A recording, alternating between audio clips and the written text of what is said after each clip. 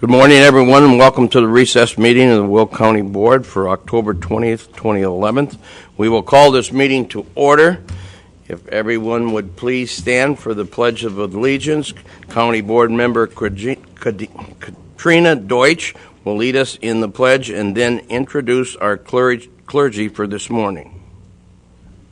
I pledge allegiance to the flag of the United States of America and to the republic for which it stands, one nation, under God, indivisible, with liberty and justice for all.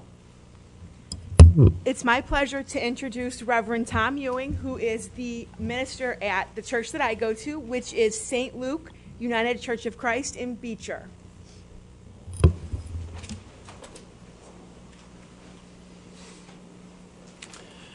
Good morning. Let us pray. Loving and gracious God, you are indeed the giver of all good gifts, and we come together this day to seek your wisdom, guidance, courage, and strength.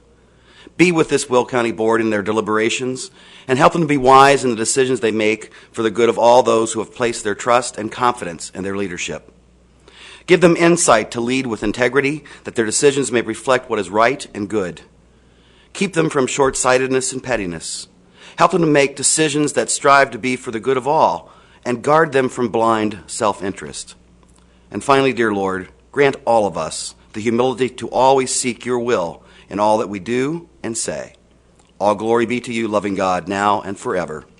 Amen.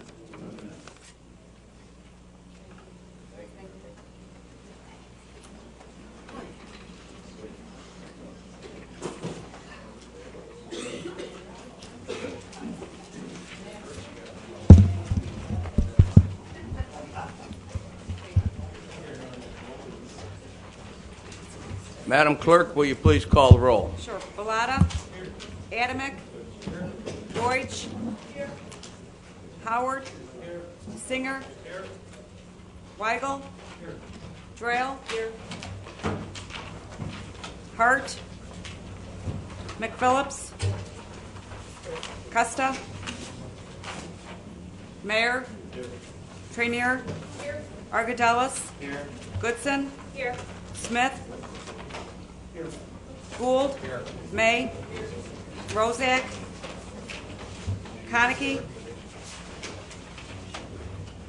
Zagrosi. Brooks. Stewart. Winfrey. Babbage. Wilhelmy. And Mustis. Thank you.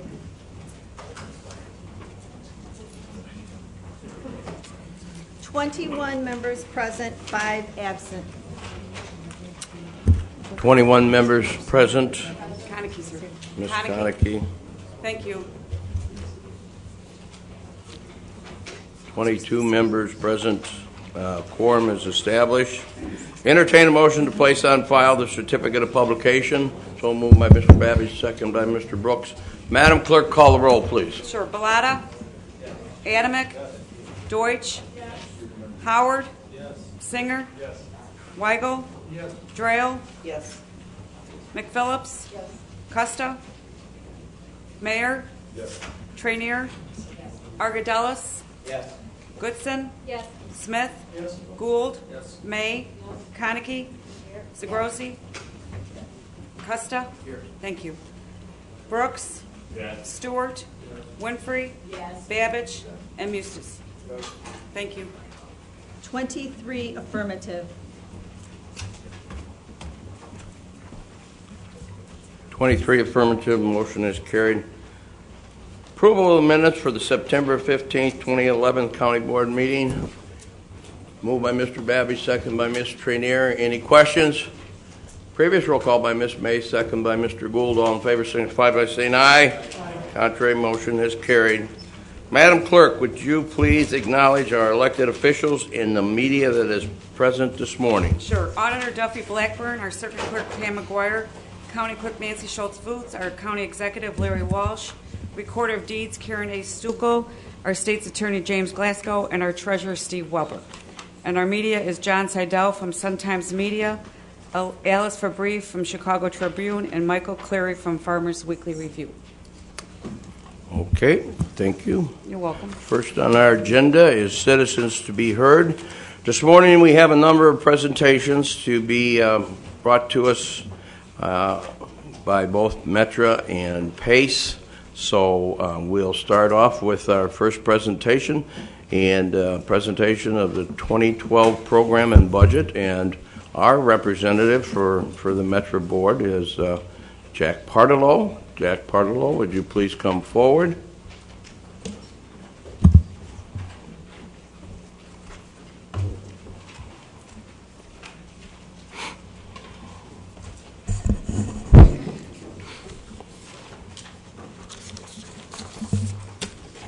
Good morning. Good morning, Jack. Promised the clerk I wouldn't take more than 10 minutes, so I had to pay for minutes over that. The clock is running. Yes, it is. You know, ancient Chinese curse says, "May you live in interesting times." The people at Metra, me included, have lived in interesting times now for about 18 months, culminating with this budget. The last year has been one really of new beginnings and of changes, that sort of thing. Our principal new beginning is our new CEO, our executive director, Alex Clifford.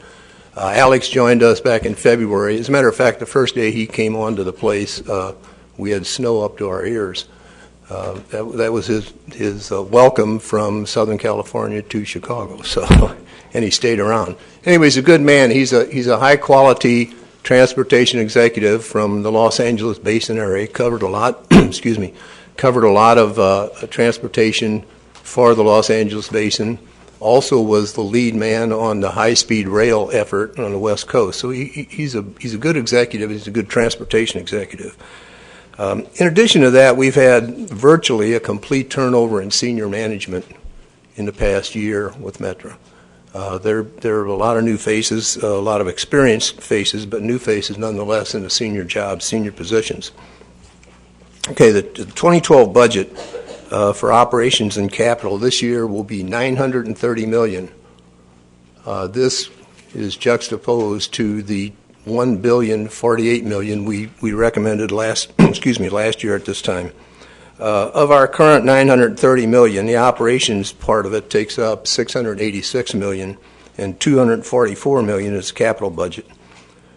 To meet the RTA revenue recovery ratio, Metra is proposing to raise fares by an overall average of 25%. 25%. That's the largest increase in Metra history, which goes back almost 30 years now. We're forecasting for the 2011 budget to be $16.5 million over budget, a deficit. This is primarily, it's almost exactly the amount that we're over on fuel cost. Fuel costs have been fierce. We've had a spike in fuel prices this year, and we buy 25 million gallons of that every year. It's been clear for months that we're facing a big deficit for the 2012 budget. The spike in fuel prices, some new regulations by the federal government, just generally costs going up, health care, insurance costs, all of those things. Additionally, we had a faltering economy. It continues to falter, as a matter of fact, and it's cut down on the sales tax revenues that we had to run the railroad with. What we had done in previous years, we filled those holes. We filled those budget holes with capital dollars for operating. And we've done that for several years, and it just doesn't work. We can't do it. We can't continue to do it. We'll put the railroad into service generally at risk if we do that. So given that, that's why we need the increase. For the 2012 budget, Metra has cut out $17,500,000 on management, administrative cost, reduced staffing, leaving positions open. We've got a lot of positions open that we haven't filled, probably never will fill. The staff did a very good thing on guaranteeing the cost of fuel for next year. They caught a down slump in the market, and they've locked in 75% of our fuel needs for next year at about $3.08 a gallon, which is a tremendous decrease. Had it not been for that action on the part of the staff, this 25% increase that I'm talking about would have probably been 31 or 2%. So that one item did that. However, with all that notwithstanding, we still are coming up short a deficit of, without an increase in fares, we're coming up with a deficit of something like $56 million. It's too big. We can't, the only option we have, there is no other option other than raising the fares to the amount that it takes us to provide the service. The RTA Act requires a balanced budget. So to meet that recovery target, we're proposing an overall average fare increase of 25.1%. We feel next year, we hope next year will be a little bit better. We feel the economy is starting to, it's not in free fall anymore. Employment is not in the free fall that it was. Employment numbers for the metropolitan area are roughly the same as they were in 2010. Not that 2010 was much of a deal. It really wasn't. Excuse me. We feel that we're going to attract something like 81,700,000 riders next year. We think that a lot of things lean towards taking Metra, even though the price has changed. We feel that the cost of parking in Chicago, the cost of driving to Chicago, the fuel costs, the aggravation cost on your nervous system, all of those things we think will allow us to pick up riders. The local impact, I took a little time the other day and pulled these out on monthly ticket prices. I'm going to go through all of them, but just on monthly ticket prices.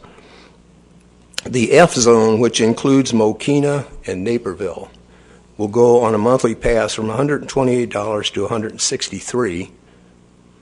The G zone, which is Lockport, New Lenox, excuse me, will go from $139 to $178. And the H zone, which is Joliet and Laraway Road, will go from $152 to $192. Sizable increases, but basically it kind of makes up for what we failed to do over the past several years as far as raising fares a modicum rather than a big hit all at one time. We're not going to let that happen again. We're not going to let that happen again. I think we're going to attach it to normal growth and do it small pieces when it's necessary and no pieces when it's not necessary. But we're not going to let it go and supplement operating costs for capital dollars anymore. Anyway, it's still a bargain when you look at the cost of what it takes to go from Mokina to the Loop or from Joliet to the Loop, and all the things that go with it. I still consider Metro to be a bargain. Okay, the capital budget for 2012 includes, in 2009, the state of Illinois passed a capital bond program. That bond program would provide $1.1 billion to supplement our core capital program. Metro used roughly half of that, $585 million, to purchase 160 electric district Highliner cars. And that was necessary. Those cars, that fleet dated back to 1971, and it couldn't be fixed anymore. It was at a point where we had rehabbed them and retooled them, and they're junk. Really good to get rid of them. So that's what we're doing. That plan will be coming into fruition next year. The cars will be built in Illinois by Sumitomo, Japanese organization. The project at this time is on schedule. They have 2 prototypes that they're going to assemble next year, 2012, and they're going to shake them out. They'll do a shakeout run on the protos probably in August or so of 2012. This is going to be a good thing for the district and the people in that district. The remainder of the state money will go to bridge and station projects, infrastructure backlogs, which we have a considerable backlog of, and a positive train control, which is mandated by the federal government. It's a pretty sophisticated program, but it's a high safety program for railroads and railroaders and passengers. Federal projects completed this year were $1.2 million for the Lockport platform rehab and $577,000 for the Joliet platform rehab. The Rock Island District, we are participating with the city of Joliet in their proposed parking expansion, which will be next to the new intermodal center, which is going to be an exciting thing when we get that thing coming along. $4.0 million rehab to the Hickory Creek Station, which will include, I understand, a ticket office and some possible retail contingent on financing. always a hook, right? Okay, finally, it has been an interesting time that we've lived through, but it's been a challenging year. One thing has not changed, and that's the commitment of everyone at Metra to provide a safe and reliable transportation that our customers depend upon. Any questions? Is that 10 minutes? Any questions? Any questions of Mr. Parlow? Mr. Babbage? About rolling stock, you mentioned that a Japanese firm, are they designing the car? Are they building them here in America? They're building them here. Give us a little. I can't tell you about the design. I don't know. But they're building them here. They're putting them together, and they're doing the first, as I said, the prototypes next year. And assuming that all works out, then they're going to start doing a mass building. We were promised with the high-speed rail that all the cars and locomotives will be made in America. This isn't high-speed rail. I know, but still, it's cars and Americans and whatever are going to be using these cars. Why? They will. They will. I will tell you what happens when we go out to bid on things like this. They send out the request for proposals, and then the people that can do that, the people can actually make cars, then bid on it, right? And if there was somebody in America that could make the cars and the price was right, that's who we'd be buying them from. But I'm not sure the design function. I don't know about that. I'm ignorant on that. High-speed rail can make them here in America. Why can't Metra? I don't know that. Yeah, I don't know that high-speed rail is making them here in America. I was seeing on television the other day in regards to the American Act in regards to manufacturing here in America. They use that to manufacture these lift forks. It's the company is right here in America, and they're going to put people to work here, not through these Japanese. Well, that's what this is. These are going to be manufactured here in Rochelle, I believe. It's a Japanese firm, but it's a Japanese firm making things here with our people, with our employees. They're using our labor.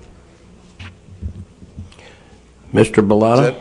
Is that clear enough? I mean, Are you satisfied with that, Joe? Well, I can't change it, I guess. Well, I think the message that Mr. Parlow is that we have many foreign companies that own businesses here, but if they're going to be using our labor force, as I think is what you are asking about, is using our labor force. I think that's what he's acknowledging that will take place. Am I right, Jack? right. Okay, Mr. Bellata.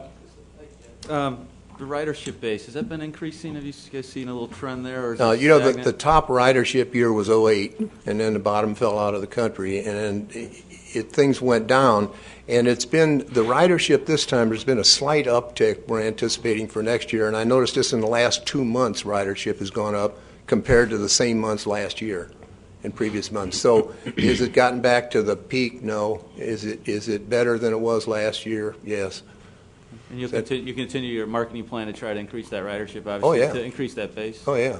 That's one of the reasons we didn't make any cuts in service of any kind. First of all, our customers didn't want any cuts in service, and we didn't want any either, actually, because that's the way you grow. That's part of our mission is to grow the service and push it out and make more available rather than less, which is what we're trying to do. And for what, on an annual basis, if you buy monthly passes, I mean, you're this Mokina area, Naperville, I think you're just right, maybe about $4 a ride. That's what if it you is. do. It's about $4.50 a ride. Pretty cheap. So- Costs more, probably double that in gas. Yeah. So, in your car. The problem with the whole increase, the 25% increase thing was for years we just didn't do it. If we had increases, they were little nibbles rather than doing what was necessary to stay with inflation and other cost increases.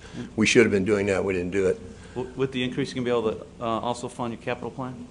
Yeah. Okay, good. Yeah, we won't be able to fund all of it. We won't be able to fund all of it because traditionally we get grants from the federal government and from the state of Illinois, and we don't know how that's going to work out. Thank you. Mr. Gould? Morning, Jack. Morning. I wonder if you can look into the service to the Village of Manhattan. A lot of times, most of the trains stop in Orland Park. They don't continue on to Manhattan. And what we find basically is there's only a train or two a day, And residents basically are forced to drive to New Lenox and take the old Rock Island line rather than take the other line. So if you could look into the service to the Village of Manhattan, I'd appreciate it. Okay. I will do so. I'll get back to you later now. Ms. Konecki? Yes, good morning, Mr. Partlow. Can you tell us this morning how much additional revenue you've realized from the sales tax increase? Any idea? I'm not so sure. What's the question? The RTA tax? Have you seen additional revenue? Oh, we get estimates from the RTA on the revenue from sales tax. Mm-hmm. Yeah, from the increase? We get, they're the figures I saw. I don't have them with me, but I have them. They started in 2008 when that law was passed, and they give us an estimate every year on what they think it's going to be. And every year that I've looked at, that estimate has been too high, and we haven't come in anywhere near it. The cumulative deficit is somewhere in the neighborhood of $240 million since 2008 that we anticipated getting and we didn't get. It's like $247 million. So it's a significant piece of change. And if all of the stars had aligned right, we wouldn't have needed this size of a revenue increase, but they didn't. We didn't get it. So $240 million is the deficit over what they estimated you'd get as opposed to what you did get. But do you have any ballpark of what you did get from that revenue increase? Yeah, it's something like $300 million. So see, our operating costs. Is that for all the years from 2008 forward or per year? Oh no, that's a per year proposition. We fund the railroad on basically fare recovery. We're required to come up with 55% of the operations on fare recovery, and the rest of it comes in from sales tax increase. It's just, I think, part of the problem you face with the PR with the public is the fact that even after the sales tax increase and the additional revenue, these very high rate increases came through. Okay, I will say again then that it is probably our fault, a mea culpa on that, for not raising them a little bit each time. The sales tax revenue is a major portion of not only what we spend, but the CTA and PACE too. I just think it's important in order to moderate fare increases that we also, as elected officials, do what we can do to protect your sales tax base, keep it as broad as possible, so it's not just on the working families, but I'm concerned, of course, about the enterprise zones and the amount of sales tax we lose as a state to the properties that enter those zones. That's about all the politicking I'll do on that this morning, but thank you. Okay. Mr. Howard? What percentage of capacity are you operating at? What How full are the cars? And if an engine can pull like 5 cars, are you pulling 5? Or It depends on the time of day, the station. Some of our stations are loaded to the gunnels. I mean, they have people standing. There's others that we run, and we've decided there are several lines that we could have trimmed back this time. We could have cut back. We didn't. They're running at something less than full. I think what you're looking for is a number on overall. I don't have it. It varies too much. Some of our lines are, the Burlington Northern line is jammed in the morning. Every morning. There's some others on the south side that are the same way, and then there's others like at times the Heritage Carter ones. They're not as filled as they could be. So it just depends on the time of day and the line. Does that answer you? Any other questions for Mr. Potterlow? Well, thank you, Jack. Very good report, and let me just say. Jack has been our representative for the Metro Board since 2009, and he has done a tremendous job of representing our interest and does a very, very good job on the Metro Board, and we want to thank you, Jack. Okay, moving on to PACE, and Mr. Rocky Donahue, I think, has a presentation for us.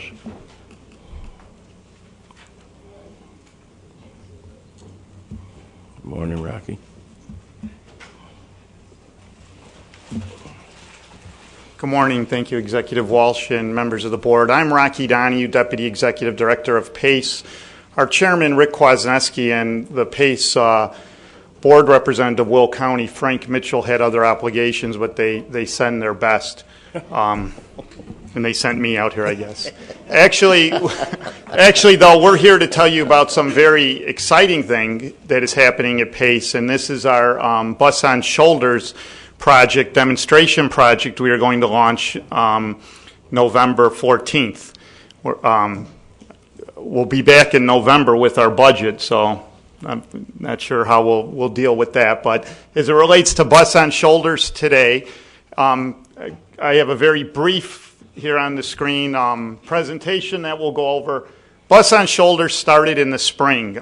State Representative Bob Rita and State Senator Maggie Crotty introduced legislation on behalf of PACE, the RTA, and IDOT to do a demonstration of Bus on Shoulders on I-55. And it's in a very small corridor, 15-mile corridor approximately between I-355 and Kedzie Avenue. And the idea is Chicagoland region is the second most congested region in the nation. There are times when traffic just does not move.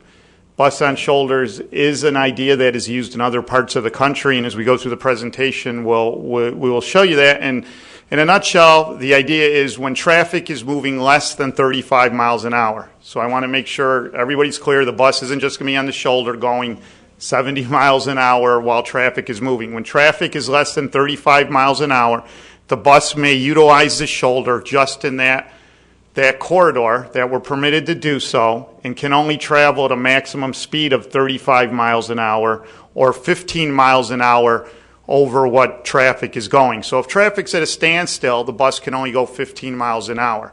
The bus also must leave the shoulder if there is a breakdown or debris in the shoulder. It must merge back into traffic, and if we live in Chicago, we do get snow. And at times we plow to the shoulder. So when there is snow on the shoulder, the bus is not allowed to use the shoulder as well. Where we will be demonstrating this is on two existing PACE routes, 755 and 855, and all of you should have a folder, and all of this information is in there as well. It'll be going from Burr Ridge, Bolingbrook, Romeoville, and Plainfield, and then serve the Chicago Loop and the Illinois Medical District. And this, again, is a pilot program. It's a 2-year demonstration. After 2 years, we will evaluate the success of the program and then potentially implement this more region-wide. We are actually working with the tollway on looking at a project on I-90 from Elgin to O'Hare as well. Right now, if you've driven I-55 recently, maybe you've seen the signs. IDOT has put up the signs of the big Bus on Shoulders. All of this will be complete next Monday. We will begin training, 3 weeks of training with our drivers, of making sure from a safety perspective they understand it and how it works, and we are going to be launching this again on Monday, November 14th. One thing on the launch I want to make very clear, as I said earlier, November 14th doesn't even guarantee the bus will utilize the shoulder. Again, it will only be permitted to be on the shoulder when traffic in that corridor is going less than 35 miles an hour. So again, we will be using the inside or the left shoulder. That was chosen because of the width of the shoulder. Normal highway lanes are 12 feet wide. There are stretches of that shoulder where it's actually 17 to 20 feet wide. So this actually is bigger than even a normal driving lane. 15-mile segment, again, maximum speed of 35 miles an hour or 15 miles over. And we can only use the shoulder during peak periods. Inbound in the morning, it is, I believe, 5 a.m.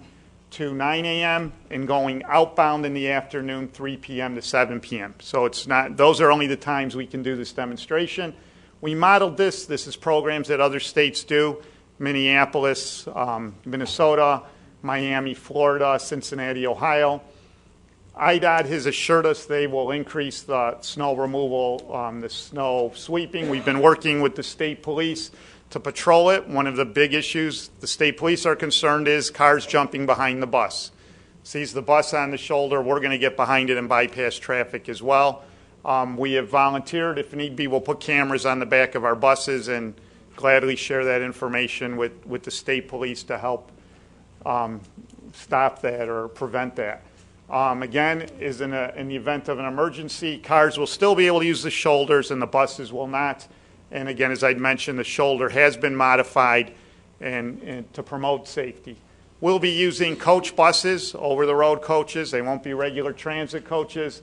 Highly visible, sits above traffic, and I'll show you later, we're wrapping them. Easily identified, people will understand this bus is allowed to be on the shoulder.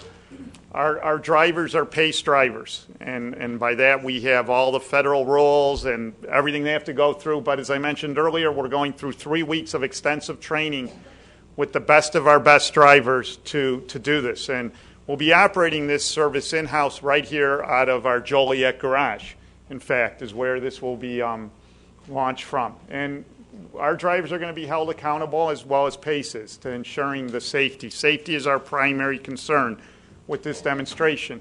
As I mentioned earlier, this is what those buses are going to look like.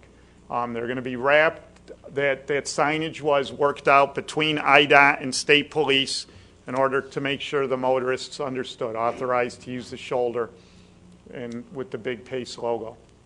So why are we doing this? Well, putting a bus on shoulder, this seems crazy. Well, I've told you about the congestion.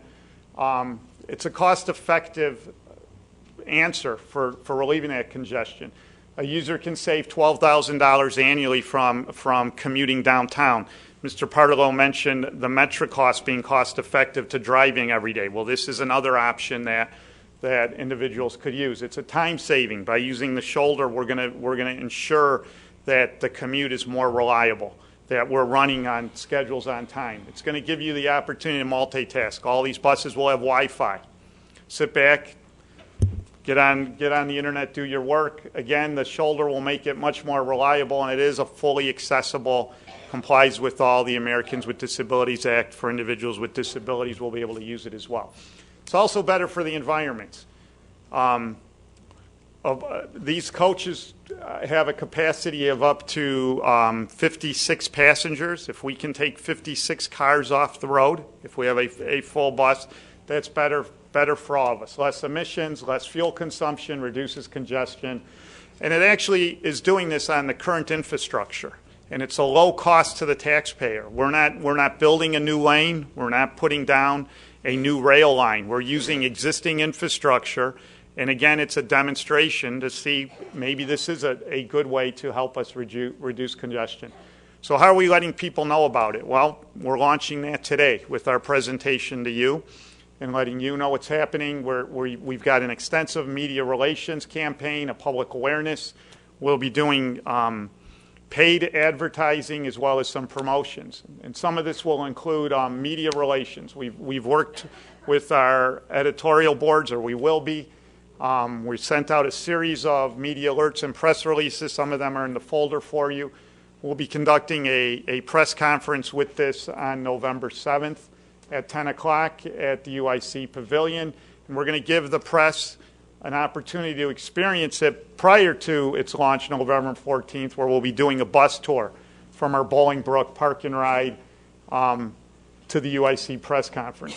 The governor, the mayor of Chicago, as well as we're hoping County Executive Walsh, as well as Chairman Mustis and our Transportation Chair Blattom will hopefully be able to join us, and we'll have other dignitaries there as well to see how this works. Public awareness. We are buying billboards on I-55 to alert the public. We're having a public forum on October 24th at the Village of Bolingbrook to allow the public to come and hear about it and try to answer their questions. We'll also be doing a webinar before the launch, which will be on our website. So you can just click on it, pacebus.com, and learn about the program as well.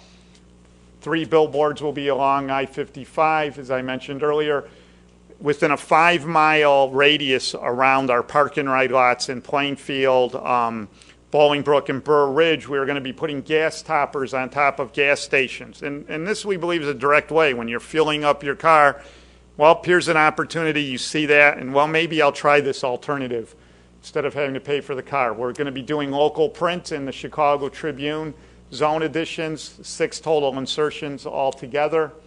Online banners, which you may see when you go to websites. This will direct when it's transit-related information. You'll see a banner come across explaining the bus on shoulders. We also are going to be going on radio. Our media relations staff right now is actually working to get our chairman on WJOL next week to talk about this program as well. We also being some social media, Facebook, our Twitters, YouTube accounts, and RTA is going to be assisting us with their social media efforts as well. IDOT has hosted a web page, which you can link from our website as well as IDOT's website. That'll give you the entire information on the Bus on Shoulders demonstration. And in your folder, we have collateral materials, print materials we're trying to just get in people's hands, fact sheets, the schedules of the routes themselves, and a little brochure actually explaining the whole thing. We are today, actually right now, there's a elected official briefings for the mayors and managers in that corridor that is taking place at the Bolingbrook Village Hall.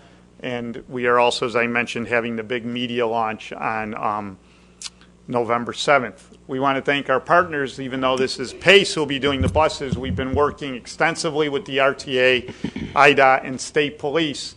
And I think at this time, I want to show you a very short animated video. I think it's about 90 seconds that really demonstrates the whole Bus on Shoulders as opposed to you trying to figure out what you think it may be.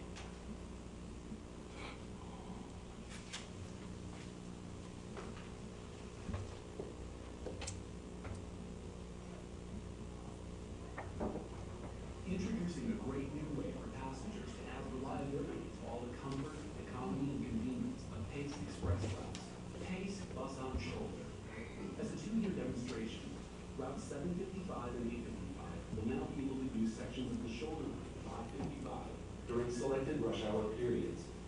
PACE riders already know that riding PACE will make your commute more productive and affordable compared to driving.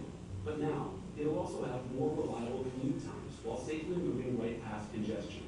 And compared to other options, the taxpayer cost is minimal because Bus on Shoulder will be taking advantage of existing infrastructure. It will not require public funding to build a new train line or construct a dedicated bus lane, for instance. Rather, new legislation lets PACE do what commuters in Minneapolis, Cincinnati, and Miami are already enjoying. Route 755 starts in Plainfield and ends in the West Loop, making intermediate stops only at Bolingbrook, Illinois Medical District, and UIC, with a planned extension to Chicago Union Station in spring 2012. Route 855 also starts in Plainfield, making stops only at Romeoville, Bolingbrook, Burr Ridge, and ends in the East Loop on Michigan Avenue. The shoulder operation begins November 14th. Here are some details about how these buses will operate. When traffic is moving at more than 35 miles per hour, the bus won't use the shoulder. PACE Bus on Shoulder will cover a stretch of about 15 miles of the 17-mile corridor from I-355 to Central Avenue. The bus never goes more than 35 miles per hour on the shoulder, and never more than 15 miles per hour in excess of car traffic. Shoulder obstructions are inevitable, but the bus will reverse safely back into the lane to avoid them. If the demonstration proves successful, PACE might look to expand this operation throughout the region. Now, thanks to a joint effort of PACE, IDOT, and RTA, PACE has created a way to make Bus on Shoulder work for us. PACE, improving service, connecting communities. So that's it. I thank you for your time. We're very excited about this. We're happy to be able to launch this here in Will County, and I'll gladly entertain any questions or comments that Any that the board may questions have. for Mr. Donahue? Mr. Howard? I just want to compliment PACE on being proactive instead of reactive in this situation. This is a great thing that you're doing. And then, Rocky, I do concur they did send the best guy here. So, Thank you. Any, Mr. Singer? Good morning. Did you mention how many buses and or routes are going to? It's 2 routes, 755 and 855. I saw that. I didn't know. When I'm sorry, It's routes, actually- I meant, How many trips total? And now I'll get you the exact information. I believe it's 7 inbound trips and 7 outbound trips on 855 and 5 inbound and 5 outbound on 755. So I believe it's a total of 12 trips between the 2 routes.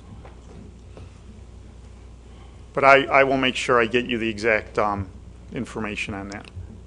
Mr. Mustis. Hi, Rocky. Hi, John. I think this is a good step forward, and I believe that this will be successful. But I'd like to maybe just ask you a little bit about express buses in general. Okay.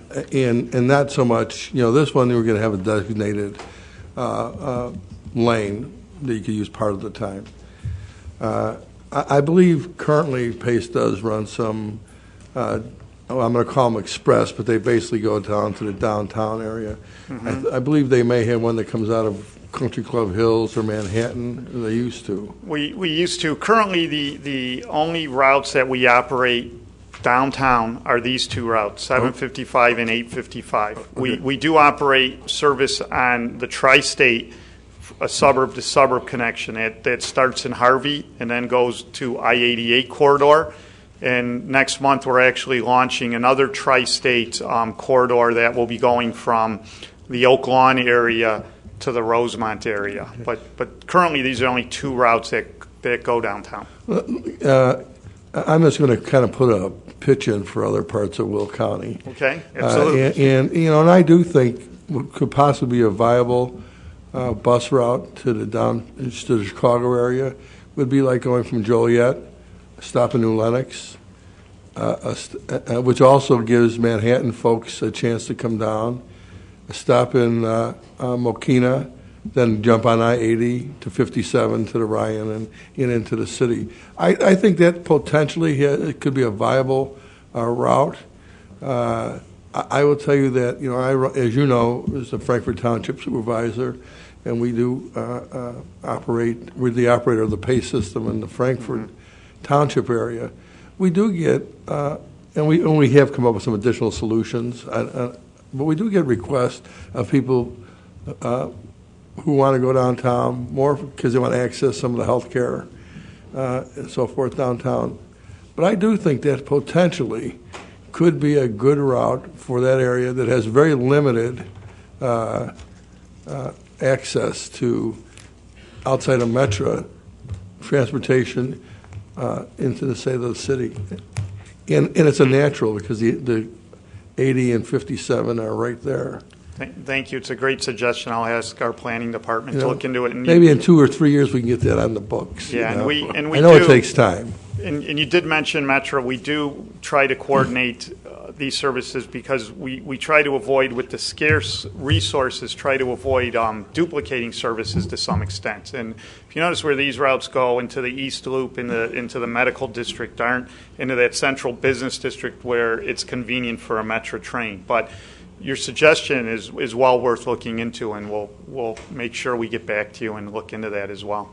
The other problem with, of course, Metro is it's fine during, sometimes I know the off hours, we don't get the ridership sometimes we would like to see.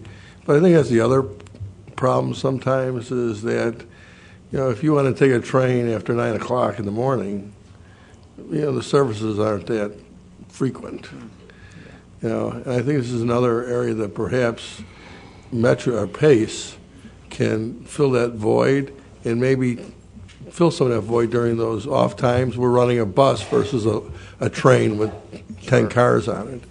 I do think there's a place for Pace to supplement that off-time transportation need. That's a great suggestion. Thank you. Okay. Any other questions for Rocky? Seeing none, thank you very much, Rocky, for coming down. We'll look forward for you or Mr. Kwasniewski next month. Thank you, Rocky.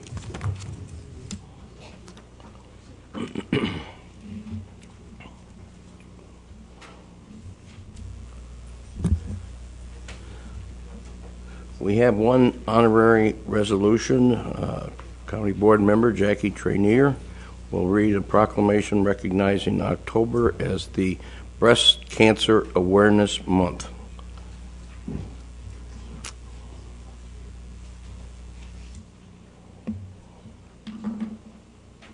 Good morning, everyone. I also want to mention that we lost actually 3 women this month, over the last month or so, to cancer, but 2 in particular residents that live in the Will County area that passed due to breast cancer. Susan Hoster Suggs, she was the Bolingbrook Park District's executive director, died just last week. And we also lost the Tinley Park Library Board trustee, Phyllis, and I'm probably going to botch her last name, Zarko. She was with the Frankfurt Library for over 10 years, and she also passed away just yesterday.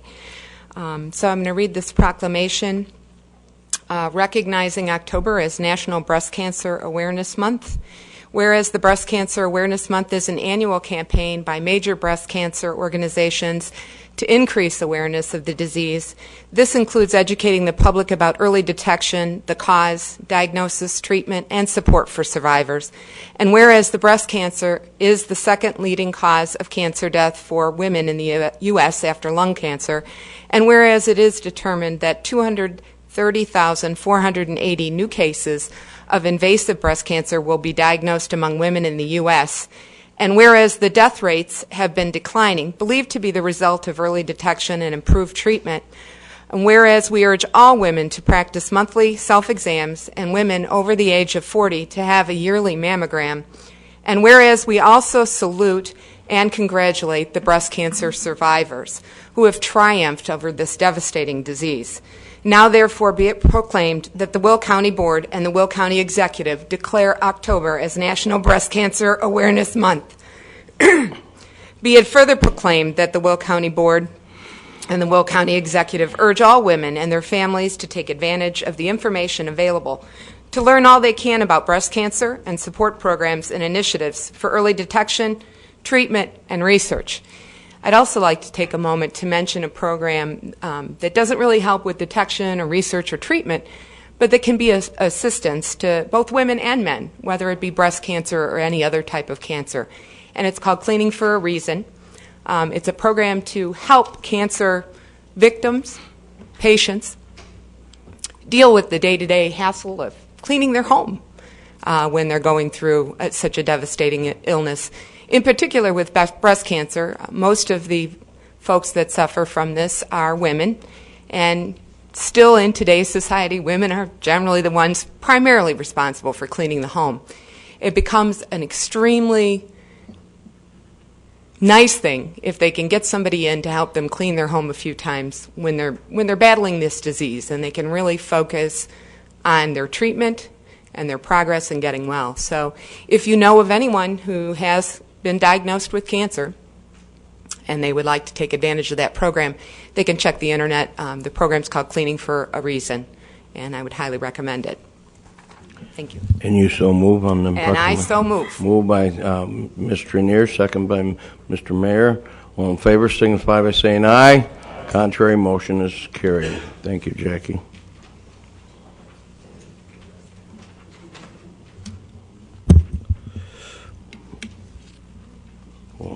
Mr. Smith, I'm sorry. Good morning, Mr. Executive.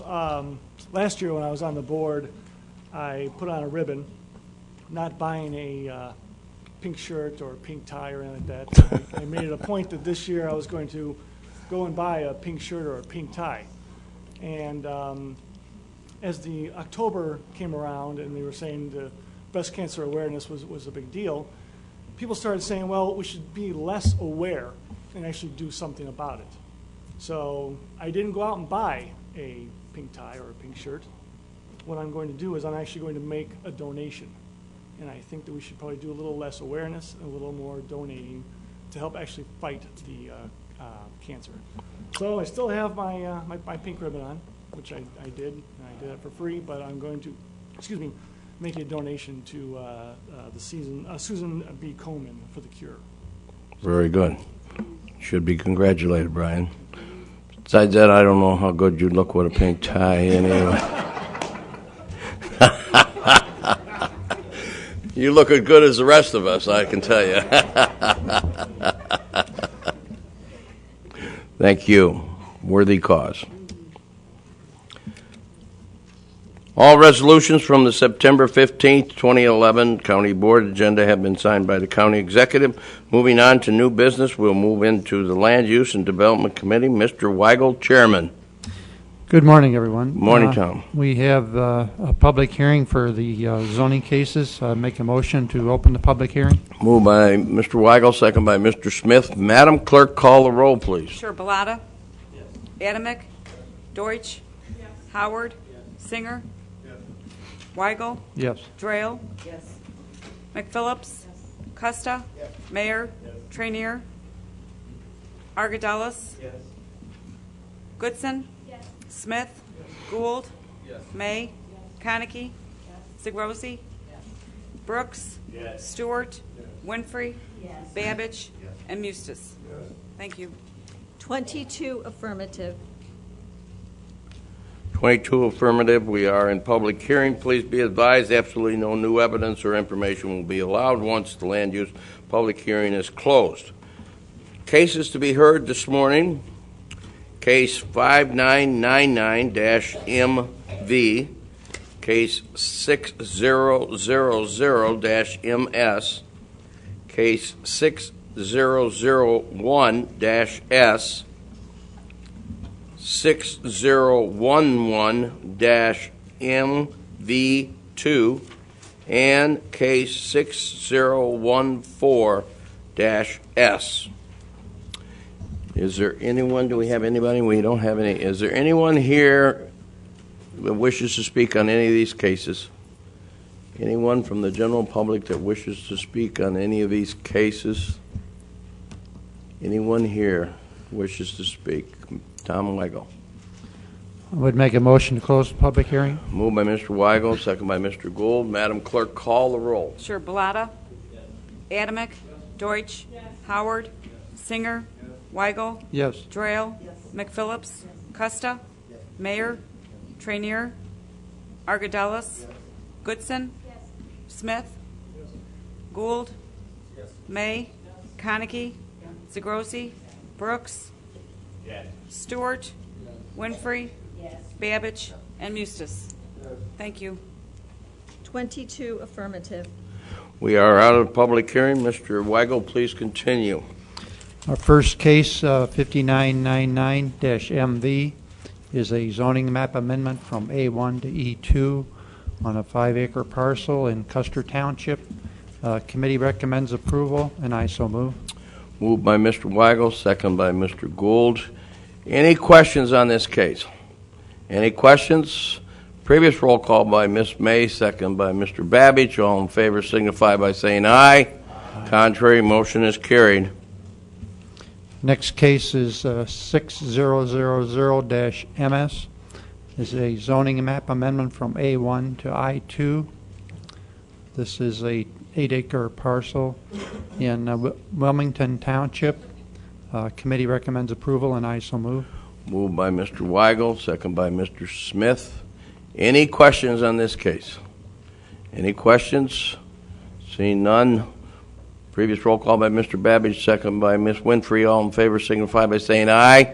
Contrary, motion is carried. The same case, we're asking for a special use permit for outdoor storage similar to contractor's yard. Committee with 4 conditions. Committee recommends approval, and I so move. Moved by Mr. Weigel, second by Mr. Mayor. Any questions? Previous roll call by Ms. May, second by Mr. Gould. All in favor signify by saying aye. Contrary, motion is carried. Next case, 6001-S. Tom, hold on one second. Can we get that back door closed just a little bit, please? Conversation from outside coming in. Thank you, Susan. Okay, Mr. Weigel. Next case is 6001-S. This is a special use permit for floodplain development in Green Garden Township. They want to build a pond on a 17-acre site. Committee recommends approval, and I so move. Moved by Mr. Weigel, second by Ms. McPhillips. Is there any questions? Any questions? Previous roll call by Mr. Howard, second by Mr. Argadelis. All in favor signify by saying aye. Aye. Contrary, motion has carried. Next case, 6011-MV2, is a zoning map amendment from A1 to E2. This is a 1.35 acre parcel in Green Garden Township. Committee recommends approval, and I so move. Moved by Mr. Weigel, second by Ms. Drayle. Any questions? Previous roll call by Ms. Deutsch, second by Mr. Brooks. All in favor signify by saying aye. Contrary, motion is carried. Next case, 6014-S, is a special use permit for packaged liquor sales on New Lenox Road in Joliet Township. Committee recommends approval for this with two conditions, and I so move. Moved by Mr. Weigel, second by Mr. Bellotta. Any questions? Question, Mr. Brooks. Yes, first of all, my question would be parliamentary procedure because I would like to make a motion to table this and send it back to committee, and I would like to attend the committee to get a better understanding. This facility falls in my district, and I guess I was a little misled up until this morning, so I need a little more questions and answers. I would like to find those answers in committee, if I can. Tabling motion is always in effect. Second by Mr. Stewart. Madam Clerk, call the roll. Bellotta? Adamick? Yes. Deutsch? Yes. Howard? Yes. Singer? Yes. Weigel? Yes. Drayle? Yes. McPhillips? Costa? No. Mayor? Yes. Trainier? Argadelis? Yes. Goodson? Yes. Smith? Yes. Gould? Yes. May? Yes. Konecki? Yes. Zagrosi? Yes. Brooks? Yes. Stewart? Yes. Winfrey? Yes. Babbage? Yes. And Mustis? Yes. Thank you. 20 affirmative, 2 negative. 20 affirmative. Motion has been tabled or carried for tabling and sending back to committee. Thank you. Mr. Weigel, please continue. The next item is our resolutions, 11-368, resolution authorizing a special use permit for a dog show. The agenda says Lockport. It is actually in Manhattan, address in Green Garden Township. So I'd like to amend the resolution to make those changes. You put the motion on the floor. Make a motion to put it on the floor. Okay, moved by Mr. Weigel, second by Mr. Argadelis. Now, Motion to amend the location from Lockport to Manhattan on the resolution. it's a Manhattan address, but actually in Green Garden Township? Right. Okay. Madam Clerk, you got... No. You don't? No, we do not. It was Okay. a Scrivener error. Okay. Motion to amend. Any questions? Second by Mr. Mayor. Any questions? Previous roll, which we have two no's. Would Mr. Bellotta, would you like to be a yes? Mr. was the other one? Costa. Would you like to be a yes, Ed? Okay. Motion has all in favor signify by saying aye. Aye. Contrary, motion is carried. The amendment has been approved. Make a motion to approve as amended. Case 11-368 as amended. Any questions? Previous motion by Mr. Adamick, second by Ms. Deutsch. All in favor signify by saying aye. Aye. Contrary, motion has been carried. Next item is Resolution 11-369, resolution authorizing county executive to execute certified local government grant application for a historic preservation education program. Committee recommends approval, and I so move. Moved by Mr. Weigel, second by Ms. May. Any questions? Previous roll call, Ms. Konecki? Or question? Previous roll call, second by Mr. Gould. All in favor signify by saying aye. Aye. Contrary, motion has carried. That concludes my report. Thank you very much, Mr. Weigel. Moving on, Finance Committee, Mr. Costa. Morning, everyone. Chairman. Morning, Ed. I do have 3 reports to place on file. The first report is from the Illinois Department of Revenue, excuse me, showing sales tax remitted to Will County for the month of July 2011 to be roughly $1.6 million, and the RTA tax received was roughly $1.6 million. Excuse me again. The second report is the monthly treasurer report dated August 31st, 2011, and the third and final report is the quarterly report dated June 1st, 2011 through September 31st, 2011. I move to place those on file. Moved by Mr. Custis, second by Mr. Gould. All in favor signify by saying aye. Contrary, motion is carried. I have a little motivation for going fast today. I have 12:30 and before. Corey has 12:30 and after, so I'm going to move pretty quick. First resolution is 11-370. This is a resolution authorizing the county executive to execute necessary documents for delinquent tax program, and I move for approval. Moved by Mr. Custis, second by Mr. Mayor. Any questions? Previous roll call by Mr. Howard, second by Ms. May. All in favor signify by saying aye. Contrary, motion is carried. 11-371 is a resolution of intent to abate certain property taxes for Alro Steel, and I move for approval. Moved by Mr. Custis, second by Ms. Drayle. Is there questions? Questions from Ms. Konecki? Yes, actually just a quick comment. It'll apply to both this resolution and the following resolution, both of which are for the abatement of real estate property taxes. I've been voting no on these for some time. And what I think, at least to get my support, I'm only one vote, but to get my support on these, I would need, I think what we should do and what I would need to see is an audit of how much we've actually gotten of what was promised to us for abatements we've been giving for quite some time now. I think it's time we did that. A lot of things are promised, and these abatements can sound really good. There's a lot of like sugar or sweetener attached to them, but the question is, after we vote for them on the board and they fall off our radar screen, how much do we actually get of what we were promised? And how carefully are we looking into the substance of that? To be promised new jobs and to actually know that those jobs are new and are going to Will County employees, that's something I think we need to look at carefully. So I'm asking that we give consideration to doing such an audit. I know that our auditor, Mr. Blackburn, has been thinking about that also. But I may be able to support these, but I don't have the comfort level to do so. I'm getting too many of these. They're coming in too regularly, and I think we need to step back and take a look at what we're actually getting in return for these abatements. So I'll be a no on this resolution and the following one as well. Ms. Konecki, I think that all of your questions are well intended and very, very important.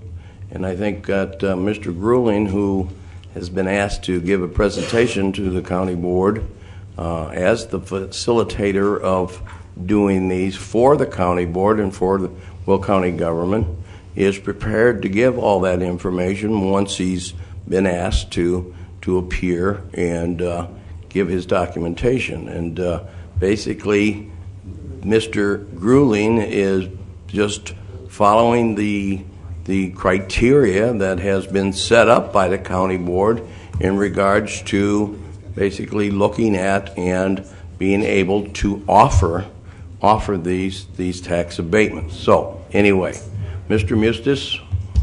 Just for everyone's information, we did make this request of the CED who helps us administer the abatement program about 4 weeks ago.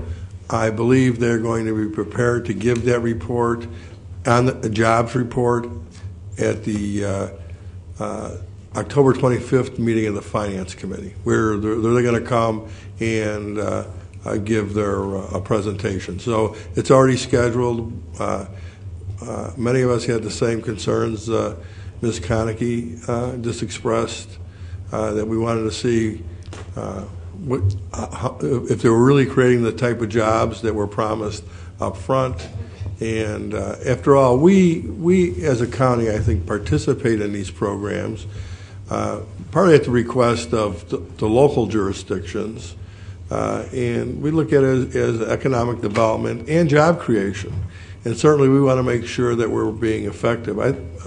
In my opinion, we've done this program long enough that now we could probably get some meaningful data to see if we're being successful. And if we are being successful, then that's great. We always want to improve it. If we're not being as successful as we originally intended, then we will probably start making some adjustments. So, but we will have the report on the 25th at the Finance Committee. Thank you, Mr. Mustis. Mr. Adamick, you had a comment? I generally agree with what Kathleen said and yourself and Mr. Mustis. You know, whatever happened in the past with some of these abatements, you know, it's done is done. And if there is not a company, if there's a company that does not fulfill its obligations, then they're not going to be getting the abatement. What we're talking about is jobs here, and generally, overall, I believe that that it's generally paid off for us in our community. I mean, jobs is what we sorely lack right now, and when we have companies coming to us providing jobs at a decent wage rate and something that you can support a family on, I'm all in favor of. However, if that company does not follow through on what they were supposed to do, then I have problems. And I think that's the general notion of what everybody's trying to say here. So, thank you. Thank you. Ms. Konecki? Two quick additional comments. And I don't know, I'm trying to think how to state this. I have quite a bit of respect for Mr. Grueling. However, as a matter of proper procedure, I would ask us to perhaps not stop with his own self-evaluation of recommendations he's made. I really think that when Mr. Grueling and the CED are the recommending body for these tax abatements, that the audit that I'm talking about really ought to be done by somebody else. You can't audit yourself. It just doesn't look right. It's not proper. I would like to have whether it's Mr. Blackburn or someone else, but a third party involved, someone who wasn't responsible for making the recommendations on the front end. The other thing I would say is that certainly a presentation to a committee is a good thing, but I believe we also should make a presentation at the county board meeting in front of the cameras so that our taxpayers, who are the ones foregoing this revenue, can also get a sense of whether or not we're doing the right thing in this county by giving so many of them. So I would ask that leadership take both of those comments into consideration. Very good points, and I'm sure Mr. Grueling would have no problem at all standing in front of the camera and stating what he has created here and justify the responses. Mr. Mustis. Yeah, I just want to really perhaps have everyone have a better understanding exactly what the role of the CED is. You know, the CED is requested to take the applications, to go through a process that we've approved as a county board. It's very, go down the list, and after answering all the questions, they make a determination whether they qualify at all. And then they say, well, here's what they would qualify according to the county's criteria. He's not recommending yes or no. It then goes to the county executive's office, at which time the county executive's office reviews it, and the county executive's office gives a recommendation based on that criteria to the county board. It's the county board that ultimately makes that decision. And the recommendation does not come from the CED, even though they do come to the meeting and they say, well, they qualify for this abatement to your criteria. They may give some additional information, such as, you know, here's who Will County is competing against for this economic development and so forth. But I certainly would not want anybody in this room or the general public thinking that this is a recommendation that comes from the CED. They do the process of the application. They do have, I'm sure they give input to the county executive's office, and they give input to the county board. But ultimately, the recommendation comes from the executive's office, and the county board concurs or doesn't concur. So I want to make that clear. You're absolutely correct. This 27-member board is the final say-so of whether the recommendations concur with or non-concur. Mr. Mayor.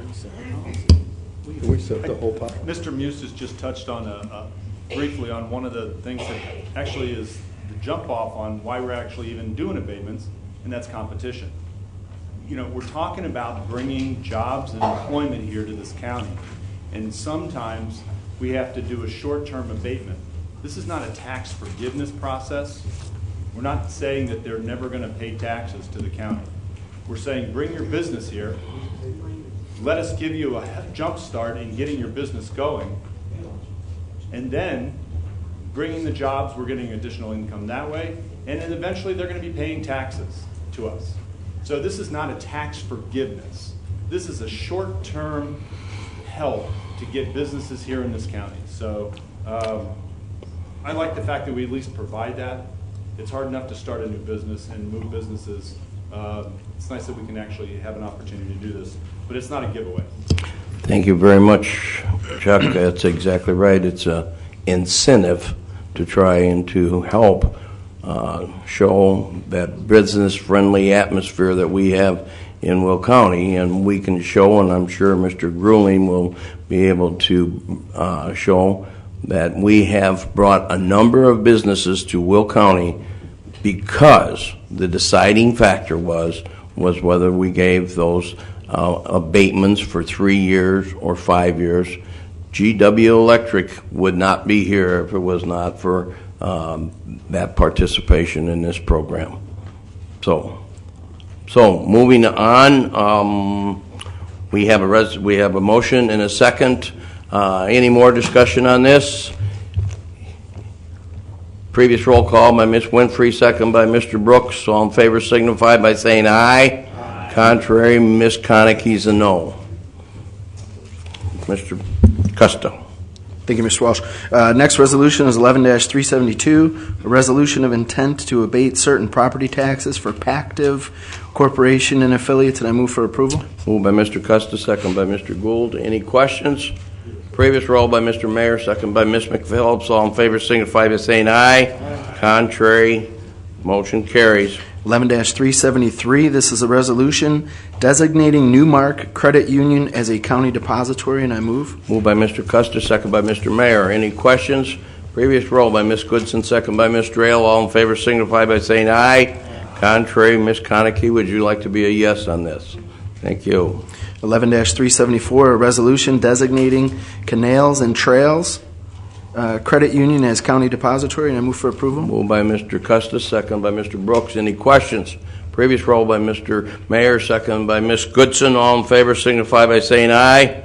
Contrary, motion is carried. 11-375 is a resolution designating Joliet Municipal Employees Credit Union as a county depository, and I move for approval. Moved by Mr. Custis, second by Ms. Winfrey. Any questions? Previous roll by Mr. Howard, second by Ms. Deutsch. All in favor signify by saying aye.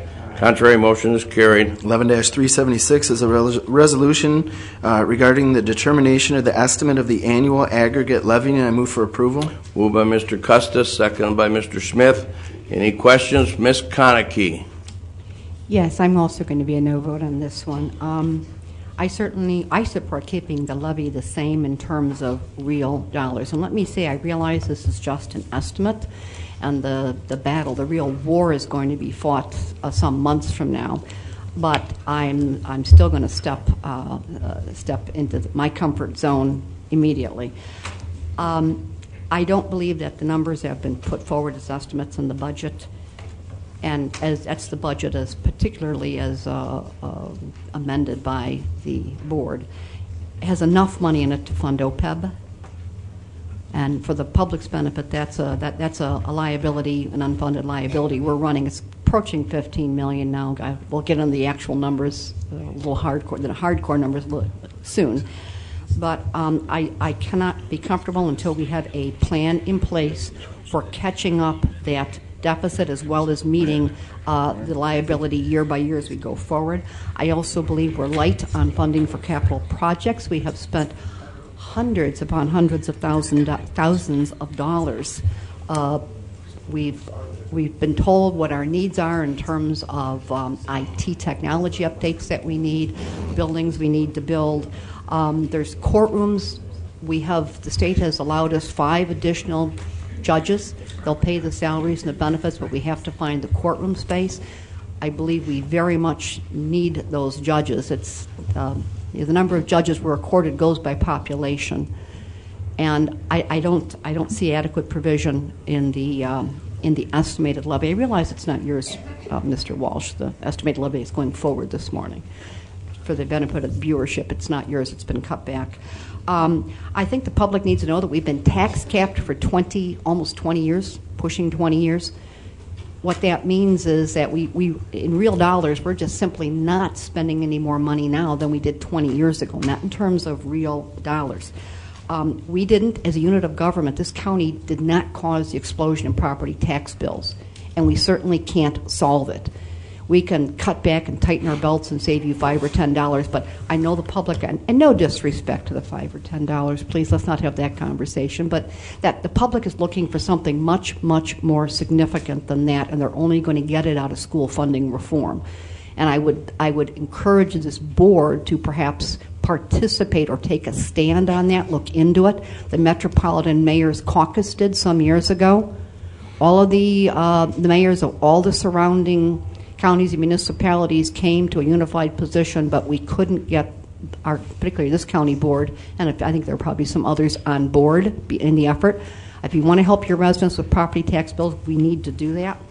I think I don't want the public to fall for the argument that, oh, well, private business that's tightening its belt for a year or two or three, and we can do it, we can do the same thing, we should do that too. It doesn't work like that for us.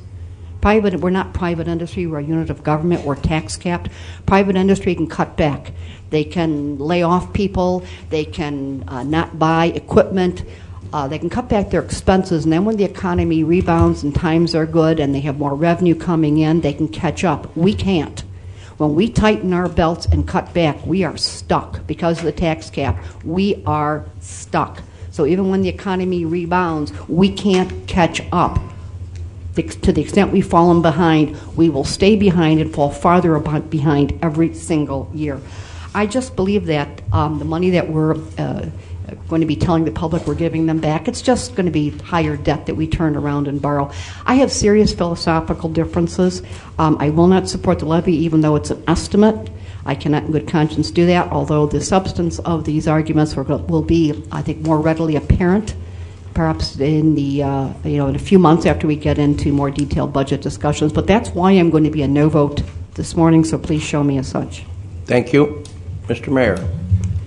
Just two quick comments. One, our question is actually one of the things that we have with the mandate that's coming from the federal government for retirement. That's something that also the feds and the state have requirements too. I wonder if they're actually paying into their funds. Just curiosity. I'll tell you. I don't know, but I mean, when we're being mandated by the federal government to do something, and we're trying to keep an opportunity where, and I believe when we had a presentation before the Finance Committee, our debt ratio is about $3 per person in this county. Our per capita is $3. Our next closest county is $89. We've done a pretty good job of holding down those expenses for a lot of good reasons. And as it relates to us being a business, we're not a business. We are not in the business to grow. We can lay people off if we need to, and we've done that. We've done a lot of things that help cut the cost. But when the economy is good, it's not the business of government to grow. It's the business of government to serve the people, and we're not out there trying to get stockholders' money. We're out there to try to provide services to our community. And so for that reason, I'm going to support this levy and hope that we get into a really good budget discussion, as we always do, and come up with a way to balance the budget on the dollars available. Thank you, Chuck. Other comments? Ms. May. My comments are, it was explained to us earlier, we met in caucus, and we had raised the question, do we have to do this today? Because some of us felt that, we haven't even met to really get into details of what our budget will be next year. And it was explained to us by Mr. Raff that we had to do this. We had to do this today, they told us, Kathleen, because of publication reasons, but that we can come back and adjust the figure. And so that's the way that I understand it, that we can come back and adjust. And I'm not saying increase or decrease, because I haven't had the opportunity to participate in the discussions of what our budget will be. Now, we have 2 meetings coming up, I believe in October, next week, in Finance. And I want to ask the board now that I respect Mr. Costa, and he does give me the opportunity to speak at the conclusion of, almost at the conclusion of the meeting, meaning only the members of the Finance Committee get to discuss the details of the budget. And I told my members in caucus this morning that we are all members of the county board. It is our duty, I think, our number one duty as members of county board is the finances of this county, because the taxpayers expect us, especially my people in Shanahan and Shorewood and Wilmington and Braidwood. They want me to participate. They don't want me to say one thing, a minute comment at the end of important discussions about budgets. So I'm asking that at the Finance Committee meetings, I think Diane came up with the suggestion if it could be a meeting of the whole, so that all board members could participate in how we should allocate our funds and look into the details. And so I'd ask leadership to allow us to do that, because we have, as Kathleen said, some very important things to look into. We have, as Kathleen said, studies done, just studies done on the IT, studies done on capital building. Those are totaling over $500,000. And we put those on a shelf somewhere. Now, either don't do any more of these studies, please. If we're not going to look at them, if we're not going to consider them, if we're not going to do anything with them, please no more. I can't take $500,000 of nothing. I mean, in Congress and the federal government, they have the bridges to nowhere. We have studies to nowhere here. My other concern is, well, even in IT, can we not possibly get into the 21st century here and see if we could save some time, staff time? This stuff, I get this stuff constantly all the time. I'm sure we can try to eliminate paper around here. Last time I went to the Finance Committee meeting, we were talking about cutting costs, cutting my bill $10, my tax bill $10. I went to my mailbox and I pulled out 2 big packages, one from Forest Preserve, one from here, $10 postage. I said, well, there's my $10. I think there's a better way. We have other ways of cutting costs, but we need time. And I guess my concern is that we have 2 Finance Committee meetings in which we meet for maybe an hour and a half. And Kathleen, I think a little more time to review and to investigate is in order. So I guess I'll agree to this estimate levy today, Kathleen, just so it can be published, but with the understanding that all board members will participate in the financial decisions of this budget, and that we ask leadership to allow us that opportunity to do that. Thank you, Sharon. Mr. Mustis. We have a committee structure on the board. And the Finance Committee, let's talk about the budget process. It starts out that the county executive presents a proposed budget to the board. And then the board looks at that budget, generally goes to Finance Committee. They look at it, they'll give recommendations. But I believe I even mentioned at one of the meetings that we would have a committee of the whole with the recommendations of the Finance Committee.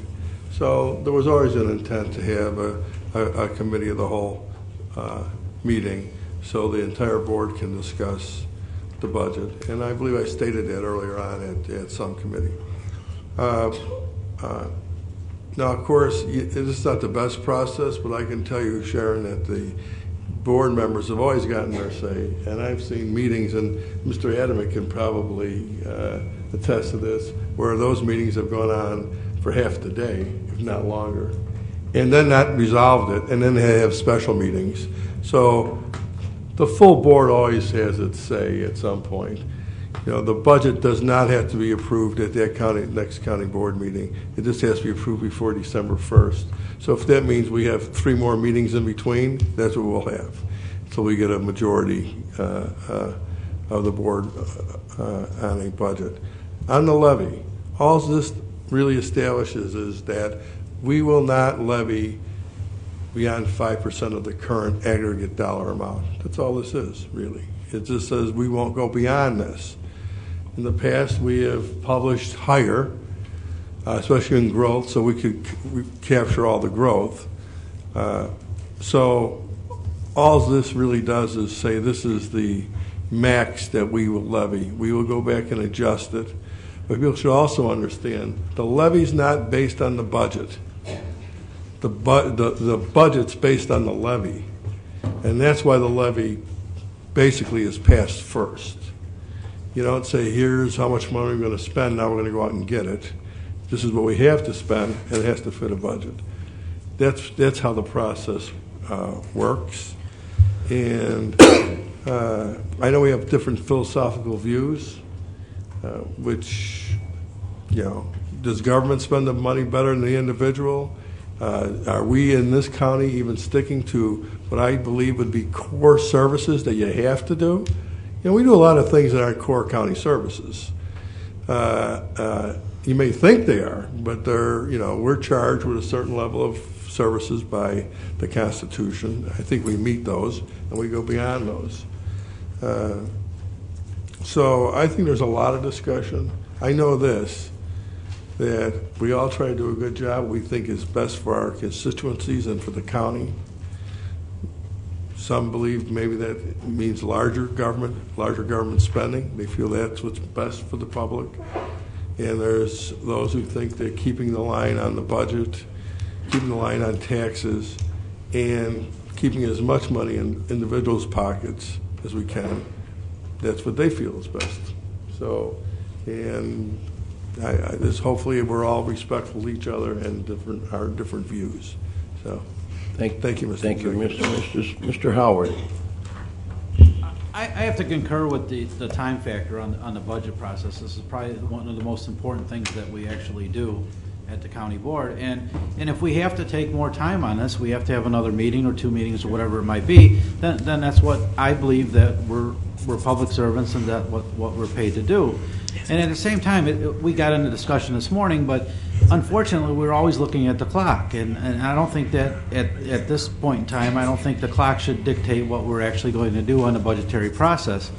And there is a lot of different views in a room, and that's true. And that's, we're pulled together here collectively to try to figure this whole thing out. So I think at the end of the day, I think that's something that we need to do. And as it come up earlier in our board meeting today, I mean, people are taking over and under on the time factor at a meeting, and I find that somewhat offensive. I mean, we're here to do a job, and if it takes us additional time, it takes us additional time. So, but anyway, that's my point of view on it. Thank you, Bob. Mr. Singer. Good morning. I understand that we're here to talk about the levy, not the budget. And I understand that, and that is what I want to talk about. But the way the budget and the levy was proposed by Mr. Walsh, it included a tax increase, and it included a proposed increase in spending. Does not tie that spending, or that proposed increase in spending, to goals or initiatives or things to move the county forward. It's a budget as it proposed that gets us just through another year. The increases as they were proposed, by and large, were to increase personnel costs. Not extra personnel, just increased personnel costs. But nothing in it to move a predetermined goal that we have as a county forward, whether it be infrastructure development, capital costs. Yes, there's plenty of, there is, I shouldn't say plenty, there is infrastructure proposed in it. Yes, there are capital expenses and capital investments proposed in the budget. That's not the point. The point is the increases from last year to this year that are proposed in the budget are not tied to a goal, initiative, or something that brings value to the county or to our residents. It's one of the principal reasons that I oppose it. If you're not going to spend extra dollars on things that add value to a community, then why are we spending those extra dollars? That's why not only should the proposed increases be eliminated, but we should find additional cuts in spending. Because I can't for a minute believe, and I won't, that there isn't 3 or 4 or 5% that we can't cut out of this budget in current spending and then dedicate it towards infrastructure or towards things that add value to the community, or help specifically move a goal forward that we determined as a board. If we don't start taking that type of look and that kind of approach to our budgeting process, if it's only about how do we perpetuate next year what we did this year, and then tie our taxation policy to that, we will never achieve all the things that we've said are important for the county to achieve. And so when it comes to minimizing or trying to make light of an opposition to a $10 or $15 or $20 or $30 tax increase per household, because that's what the real number would be for most households in Will County. It's not about that. It's that $20 or so dollars on top of last year's $20 or so dollars, on top of every other taxing body's $20 or so dollars. So this should be about leadership. And if we're not going to spend the money towards things that move the county forward, then we shouldn't take the money. And it isn't inconsequential. Those dollar amounts are not inconsequential, because our part of the tax bill is rather small, 6-8%, compared to all the other taxing bodies that make up large tax bill. So we have to demonstrate that if we're going to take extra dollars, they'd be dedicated towards things that have value, or we don't do them. And then we look at our levy, and we should specifically tie things that we are spending our extra resources on that add value, build infrastructure, or help us move a capital program forward. So that is why I'm supporting the reduced levy, because the increases weren't tied to anything at all that helped us achieve a goal that we've specifically said is important to the taxpayers of the county. Thank you. Ms. Konecki. I substantially agree, but also substantially disagree with some of the more recent, Mr. Singer's comments. And first of all, I personally argue for keeping the levy the same in terms of real dollars. Talking about the real dollars, keeping it exactly the same. I think we all agree that the question is, does government spend the money better than the individual? But you have to realize there are certain things that only government can do. The individual taxpayer can't. Only we can adequately fund the OPEB.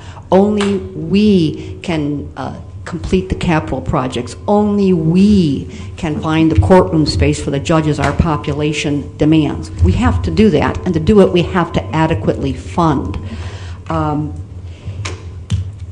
Yes, there are, you talk about things that have value to the public. If you don't like the particular disbursements that the county executive suggested in his version of the budget, the answer is not just to slash the budget. The answer is to move the funds into the areas that would deliver the value. I think as Republicans, we certainly agree that we ought to be paying our bills. We shouldn't be running a huge OPEB liability. That's not right. It's not smart, and it's heading us into very dangerous waters.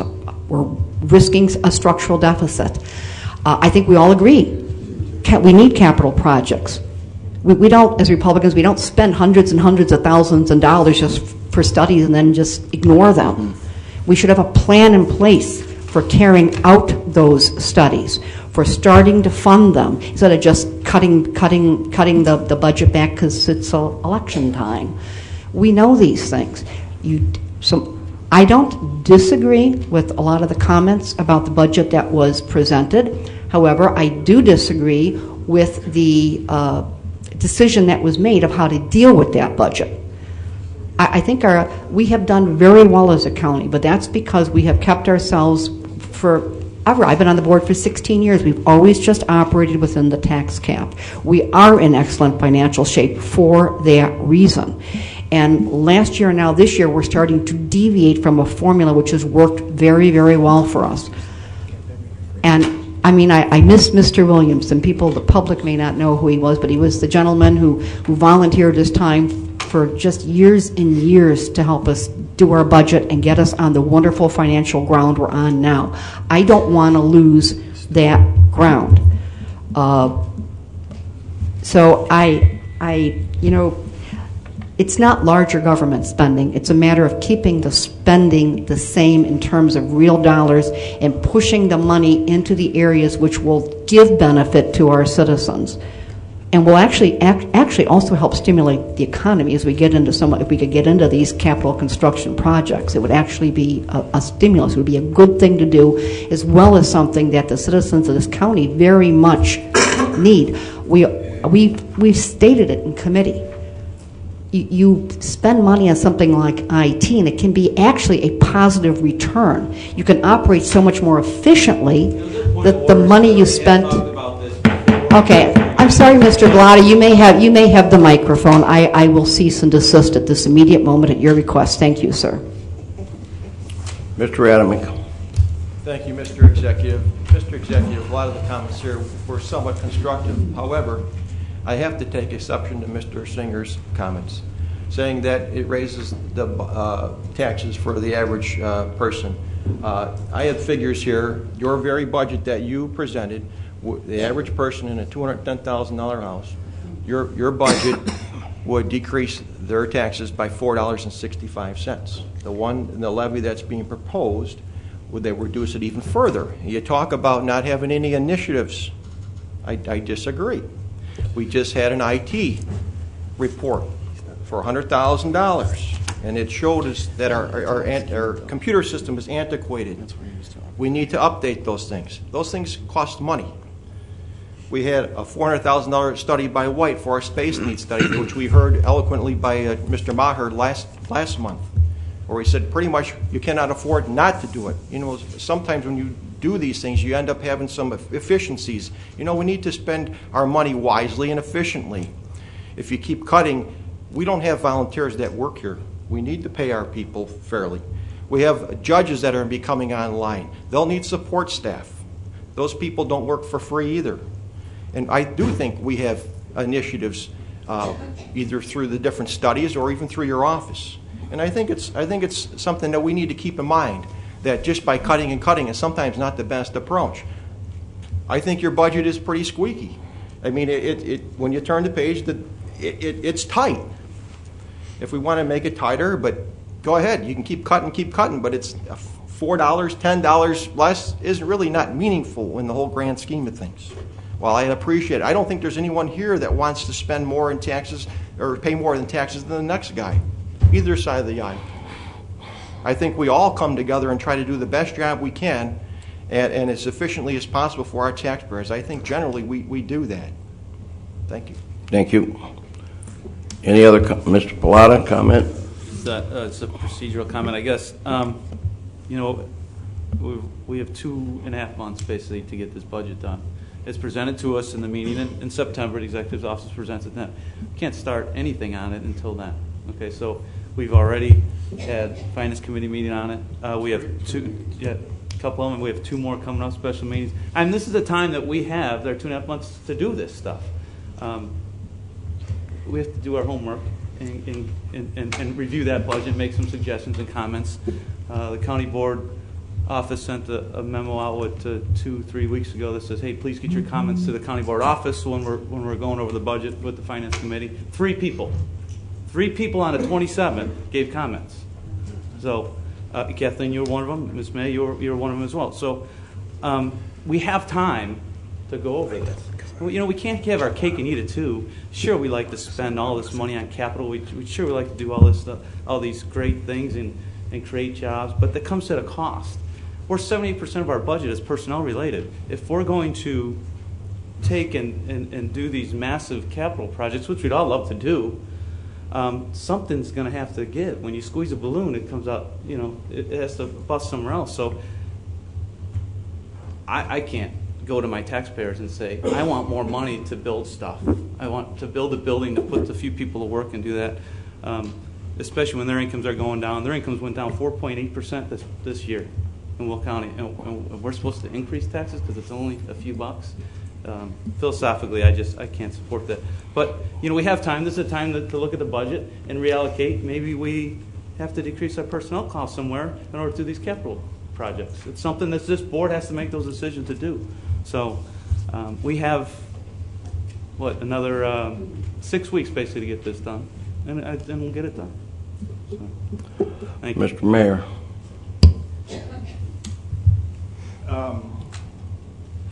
My committee's plan, that was a bipartisan committee, I might add, that we've worked on for over 3 years, is being talked about like being a bridge to nowhere, a plan to nowhere.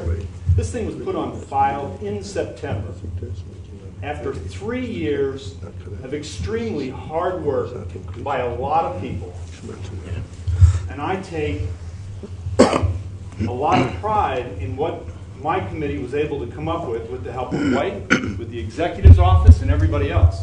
And if you folks that haven't read the plan or haven't read the assessment studies that have gone on, don't understand that a plan is not about buildings. A plan is about efficiencies. A plan is about making decisions with data so that when we take a look at a budget, whether we put money in or out, it has to do with the data and the information that we can make the studies done with. We have already found, because of the assessments and the planning, that we have repetitive services around the county. We have found where we need to build and where we need to cut back. But this was done last month. So I hope we get more than 2 months to figure out where people would like all this money done and spent, because it's not going to be spent unless we have it. And the efficiencies are going to be taken care of in the needs that the committee and then this suggests to the board, and then the final decision is with the board. And you all are welcome anytime you want to come to any one of these meetings and provide input. We welcome the input. This is not done in isolation. This is done in open meetings. Thank you, Chuck. Ms. May, you had another comment? I guess what I was trying to say is that we hear that it's our role. It's our role as board members to say what the budget is. I've heard that the executive has proposed a budget that that calls for tax increases and such. The executive, if I understand this right, he's responsible for some of the departments in that budget that we receive, but that budget also is the clerk's budget. It's also the sheriff's budget. It's a lot of different entities. It shouldn't just be called Mr. Walsh's budget. It should be called the budget of all the elected countywides, who are both Democrat and Republican. And so it shouldn't just we shouldn't just be saying this is Mr. Walsh's budget. This is a lot of people's budgets. And I guess the reason why, and I probably am taking it out on you, because I read the paper and I read where it says, I don't have the exact quote, but, Republicans fight Democrat over tax increase.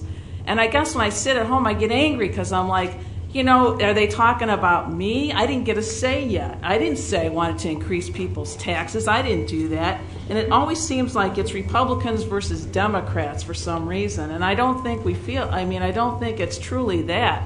So maybe that's how, maybe we could ask that the coverage not be that way. Maybe we could ask that possibly you could just call us board members and not Democrats versus Republicans. Because I always hear these philosophical differences that we have. I don't know is that Republican versus Democrat or what. Because in my household, I have physical, differences in my household about what our expenses would be. So, I'm just trying to say we need to get off this thing that it's Mr. Walsh's budget. It's a draft that he put together by meeting with all department heads, and it's up to us. It's up to the 27 to decide what it's going to be. Thank you, Sharon. And be careful. Don't get in a fight with people that buy ink by the barrel. Mr. Argadelis, I think you have. Well, just a brief comment, and then I'd like to call a question. I think a lot of people have made some good points, but we spent a lot of time talking about an estimate here. This is an estimate to keep the budget and levy process rolling forward. There will be meetings, and there will be final votes on final levies and final budgets to come, and perhaps we should save a little energy for those discussions and just call a question on the estimate and get this approved today. Madam Clerk, call the roll. Sure. Bellotta? Adamick? Deutsch? Howard? Singer? Yes. Weigel? Yes. Drayle? McPhillips? Costa? Yes. Mayor? Argadelis? Yes. Goodson? Smith? Gould? May? Conagy? Zagrozi? Brooks? Stewart? Winfrey? Babich? And Mustis? Yes. Thank you.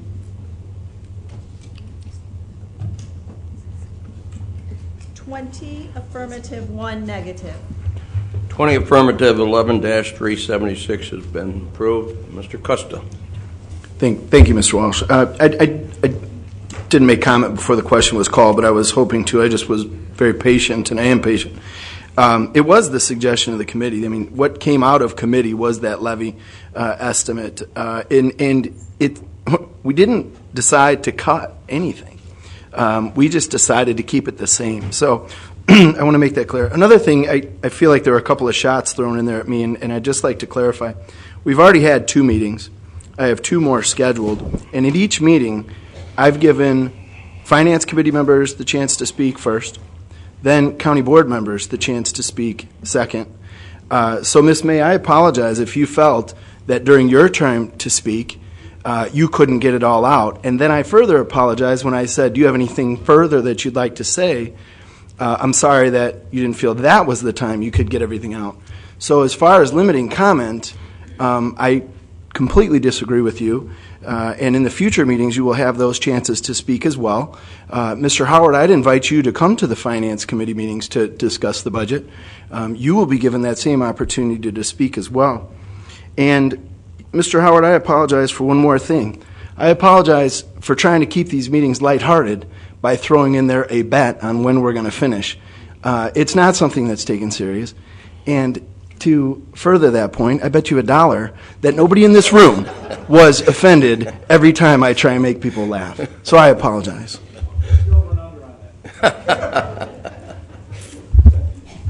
Moving on. 11-377 is a resolution increasing appropriations in the Sheriff's Inmate Commissary account, and I move for approval. Moved by Mr. Costa, second by Mr. Mayor. Any discussion? Previous roll call by Mr. Howard, second by Mr. Grossi. All in favor signify by saying aye. Contrary, Ms. Konecki, would you like to be a yes? Yes, you are. Thank you. Motion is carried. 11-378 is a resolution increasing the 911 ETSB surcharge reallocation grant funds in the Sheriff's corporate budget, and I move for approval. Moved by Mr. Howard, second by Mr. Smith. Or excuse me, Mr. Custom, second by Mr. Smith. Any questions? Previous roll call by Mr. Stewart, second by Ms. Winfrey. All in favor signify by saying aye. Contrary, motion is carried. Finally, 11-379, a resolution authorizing the purchase of squad cars under non-competitive procurement and appropriating funds, and I move for approval. Moved by Mr. Custis, second by Mr. Argadelis. Any questions? Previous roll call by Mr. Ale, second by Ms. McPhillips. All in favor signify by saying aye. Contrary, motion is carried. My final comment is it must be budget season because it's awfully chilly in here. Thank you, Ed.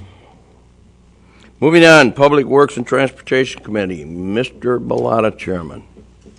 Good morning. Good morning, Jim. Or soon to be afternoon here. No time for coffee on this light agenda on my side, so we'll go right into it. 11-380. This is, providing title commitment reports for use by the county for McDonough Street between Hobart and Infantry Drive, and I so move. Moved by Mr. Bellotta, second by Mr. Adamick. Any questions? Previous roll call by Mr. Stewart, second by Mr. Howard. All in favor signify by saying aye. Aye. Contrary, motion is carried. 11-381, this is approval of professional services. It's a supplemental agreement for updated appraisals with T Engineering, and I so move. Moved by Mr. Bellotta, second by Mr. Gould. Any questions? Previous roll call by Mr. Mayor, second by Ms. McPhillips. All in favor signify by saying aye. Aye. Contrary, motion is carried. Next, 11-382, this is authorizing an agreement between Will County and BP Pipelines. This is for reimbursements for relocating some of their pipeline along Wilmington-Peatone Road and Old Chicago Road, and I so move. Moved by Mr. Bellotta, second by Ms. May. Any questions? Previous roll call by Mr. Babbage, second by Ms. Deutsch. All in favor signify by saying aye. Aye. Contrary, motion is carried. 11-383, this is approval of supplemental professional services for right-of-way acquisition, which is updated appraisals along the Zelm Road, and I so move. Moved by Mr. Bellotta, second by Mr. Gould. Any questions? Previous roll call by Ms. Trail, second by Ms. Goodson. All in favor signify by saying aye. Aye. Contrary, motion is carried. 11-384, this is an agreement for the use of ComEd easement for our 135th Street roadway improvement, and I so move. Moved by Mr. Bellotta, second by Mr. Babbage. Any questions? Previous roll call by Mr. Argandella, second by Mr. Smith. All in favor signify by saying aye. Aye. Contrary, motion is carried. 11-385, this is establishment of an altered speed zone on Cherry Hill Road from New Lenox Road to Washington Street. This is reducing the speed limit from 50 to 45, and I so move. Moved by Mr. Bellotta, second by Mr. Weigel. Any questions? Previous roll call by Mr. Ailes, second by Ms. McPhillips.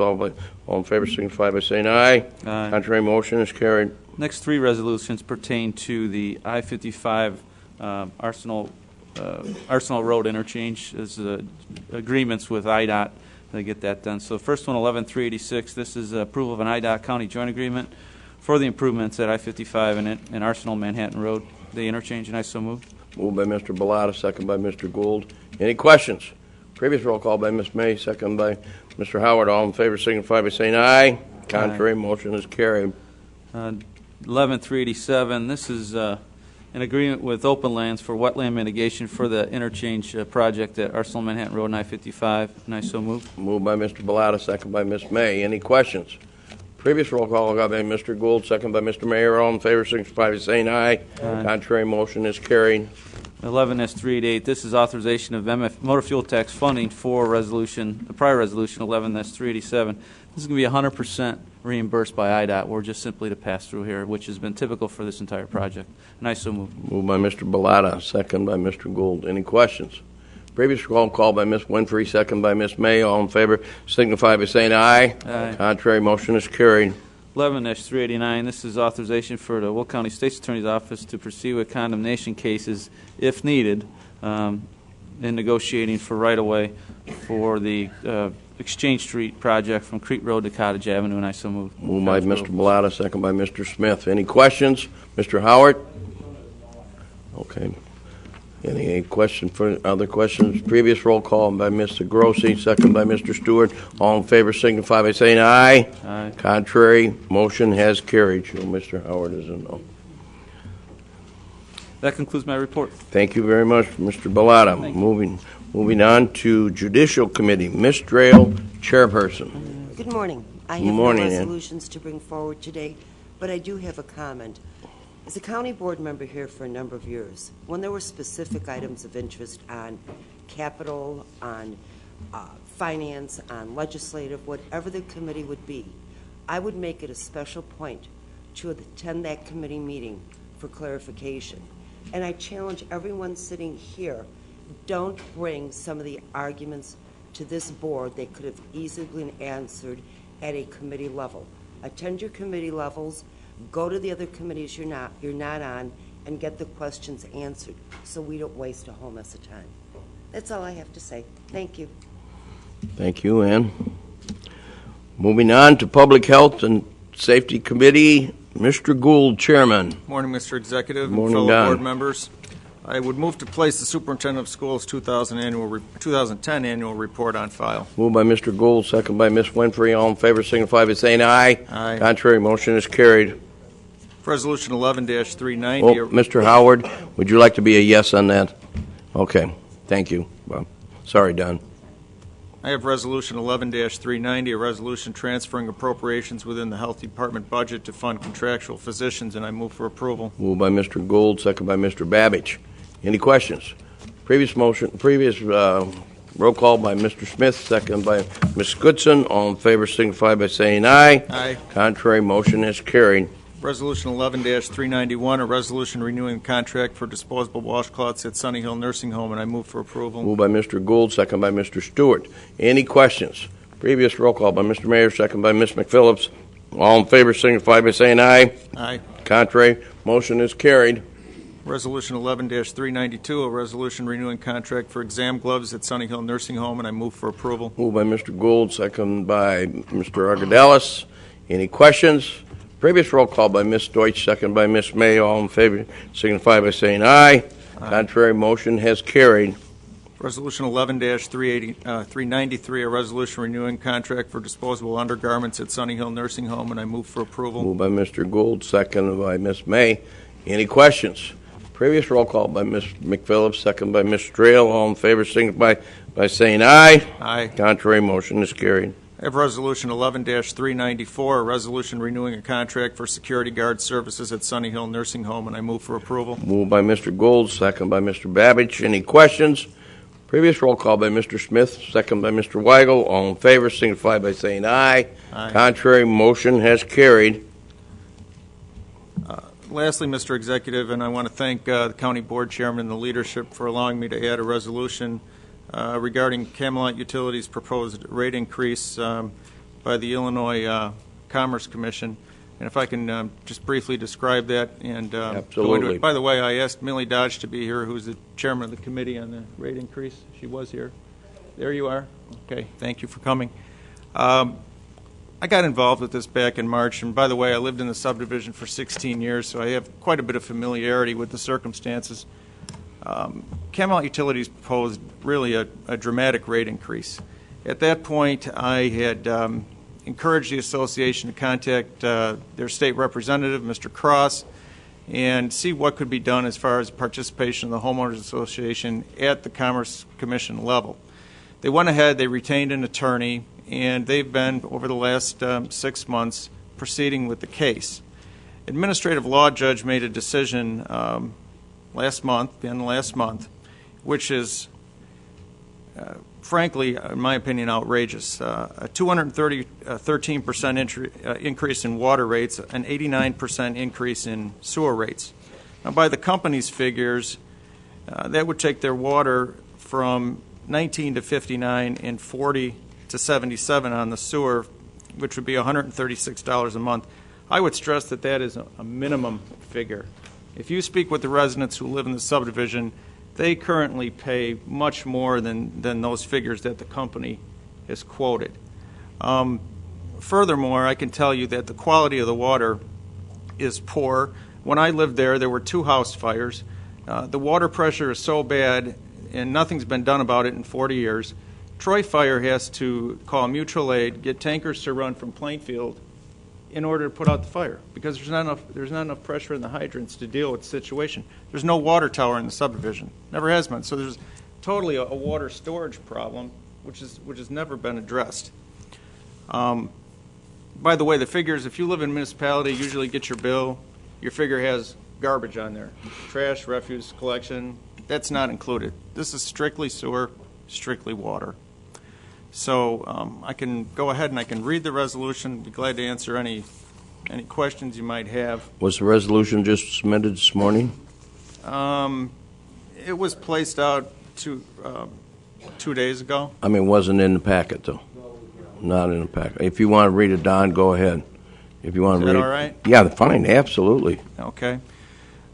This is Resolution 11-417. Whereas Camelot Utilities, a subsidiary of Utilities, Inc., provides water and sewer service to Camelot and Camelot Woods subdivisions in Troy Township. Whereas the utility proposes to raise water and sewer rates for residents of Camelot and Camelot Woods as follows. For a customer who currently pays approximately $19 a month for water service, the bill would increase to approximately $59 a month. For a customer who currently pays $40 a month for sewer service would increase to approximately $77 a month. And whereas the utility rates in the subdivisions have not been increased in nearly 2 decades, the increases proposed by the utility constitute rate shock and are an unfair burden upon the residents. And whereas the Illinois Commerce Commission has not yet approved the rate increase, Now therefore be it resolved that the Will County Board hereby urges the Illinois Commerce Commission to deny the rate increases as proposed by Camelot Utilities. Further be it resolved that the preambles of this resolution are incorporated herein as fully set forth, and the county clerk shall forward a copy hereof to the Illinois Commerce Commission. And I so move.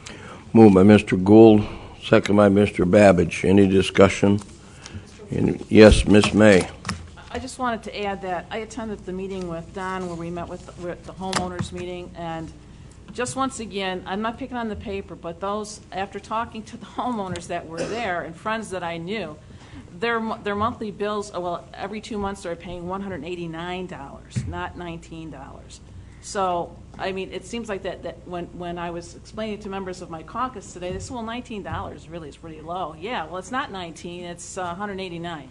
So I know in the resolution we have those figures, and I know we can't change them, but it is much higher than that.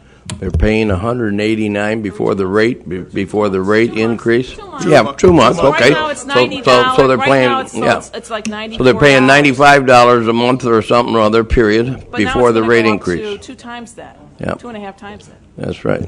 Okay. All right. Thank you. Any other questions? No. Any other questions? Motion previous roll call by Mr. Howard, second by Ms. May. All in favor signify by saying aye. Aye. Contrary, motion has carried. Mr. Bellotta? I don't think it's the county board's role to be doing this, but thank you. Okay. Thanks for the indulgence of letting me read that. No, absolutely needed to be done. So, continue. That's all I have, Mr. Executive. Thank you very much, Mr. Gould. Moving on, Legislative and Policy Committee, Ms. Goodson, Chairperson. Good morning, everybody. Good morning, I just Leanne. have one resolution this morning, and I'd like to give you a little bit of background on the issue. This resolution was found on your desk this morning. We did just have a real quick legislative committee to actually address passing the resolution out of committee. But I just wanted you to know a little background because currently in the state of Illinois, 4 out of 5 hospitals are non-for-profit tax status for their property tax. At one point, the Department of Revenue determined that the Central Illinois Hospital did not do enough charity care and denied their tax-exempt status. This issue was taken to the Illinois Supreme Court, and the Supreme Court agreed with that and took their tax-exempt status away from them. August of this year, 2011, 3 other Illinois hospitals were stripped of their property tax-exempt status by the Department of Revenue because they were determined to not have done enough charity care to qualify for the tax-exempt status. Currently, there are about another 15 to 20 applications that are hospitals that are being reviewed by the Department of Revenue to determine whether or not they have done enough charity care to maintain their tax status. Excuse me. The problem with the charity care is that the Department of Revenue first has a very narrow scope of what qualifies for charity care, and then they also have a very vague criteria to determine whether or not a hospital has done enough charity care to maintain a tax-exempt status. There just are no clear requirements or qualifications.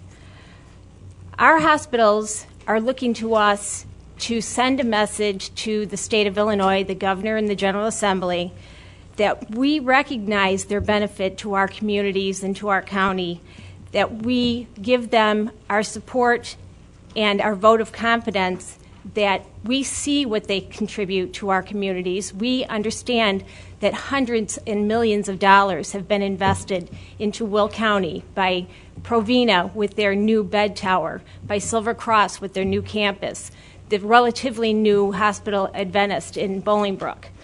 And currently, the hospitals have appealed this decision, and the governor has been working with the Illinois Hospital Association and the AG's office, along with the Department of Revenue.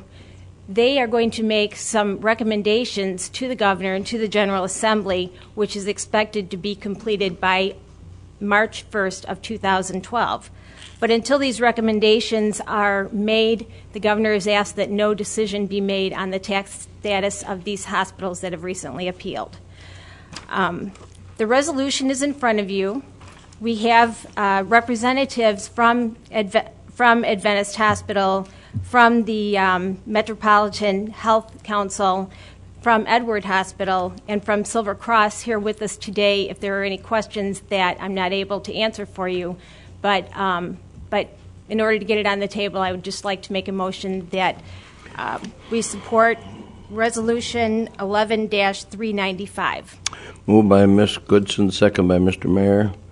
Are there any questions for Ms. Goodson? Question, Mr. Mayor?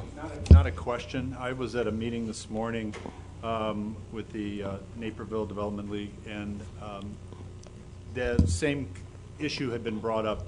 And one of the things that I think that was made clearly aware up there, with these hospitals not being not-for-profit, or for them being not-for-profit, their use of dollars is not going to pay shareholders. It's going to reinvestment in the hospitals. If you've gone into any of the hospitals here in the Joliet area, and Lee's laid those out, and we have the same thing up in the Naperville area with Edwards Hospital, they put their dollars in state-of-the-art equipment. That equipment is not cheap. And if we're going to continue to get the quality of care that we need, they need to be able to have the resources to do that. We're having a hard enough time within our own budgets dealing with health care costs.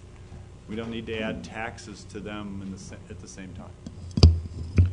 Mr. Mustis?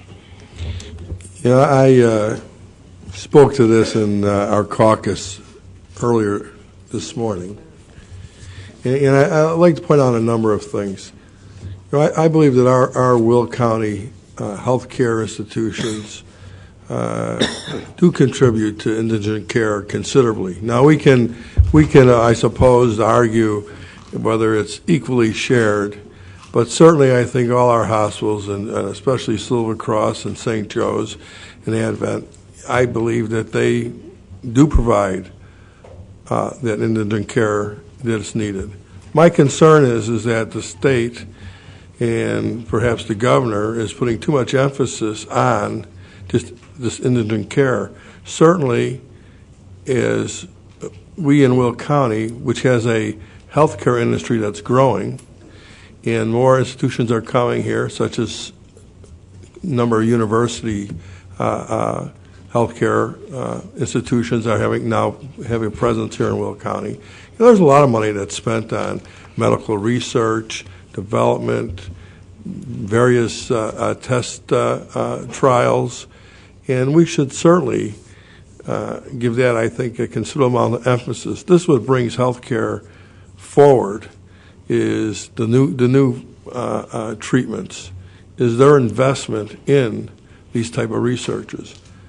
I'm concerned that the state, and I believe our support, by the way, in this resolution, I do support it, but this is an issue I think that we really need to follow closely and try to influence the governor not to punish or put our Will County healthcare institutions in perhaps jeopardy. I might also add that Silver Cross and St. Joe's work heavily with our health department. Probably between them deliver more babies through our health department than any other. Well, certainly they do the majority of babies actually here in Will County through the health department. But certainly they work closely with us. And there's another, I think, factor that we should not just put off to the side.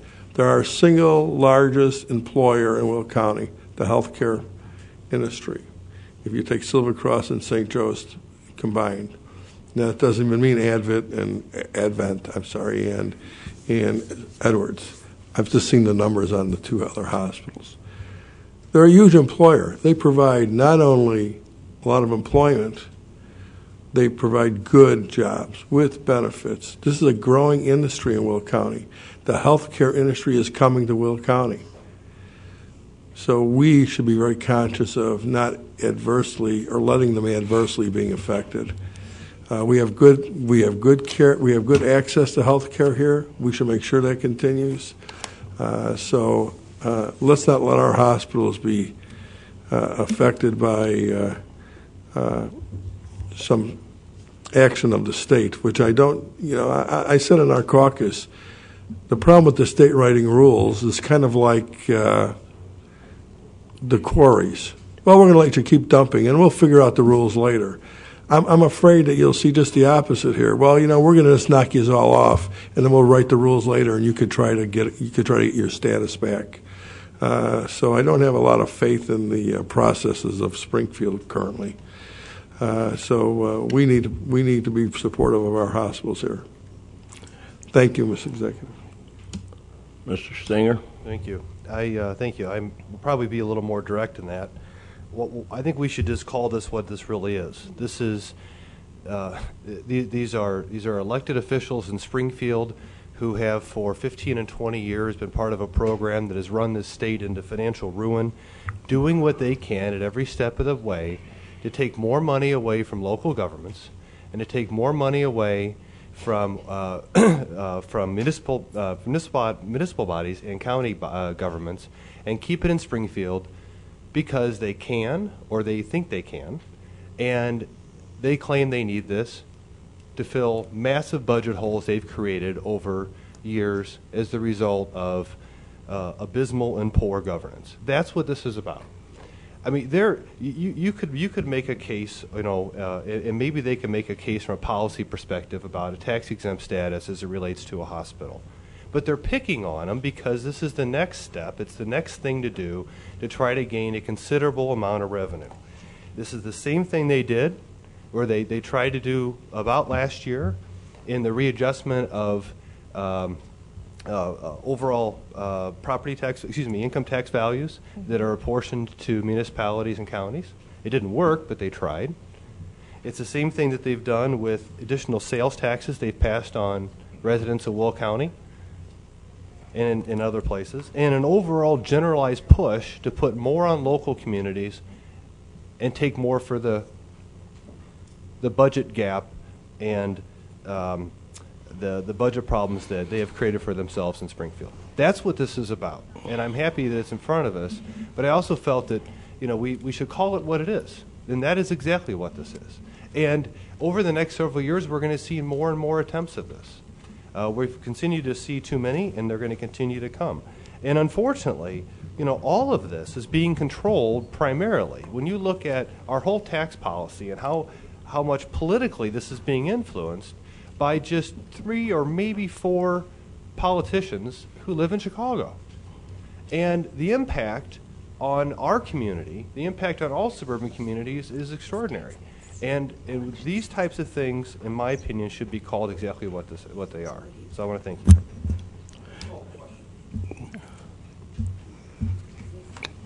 And a motion and a second in regards to Resolution 11-395. Any further discussion?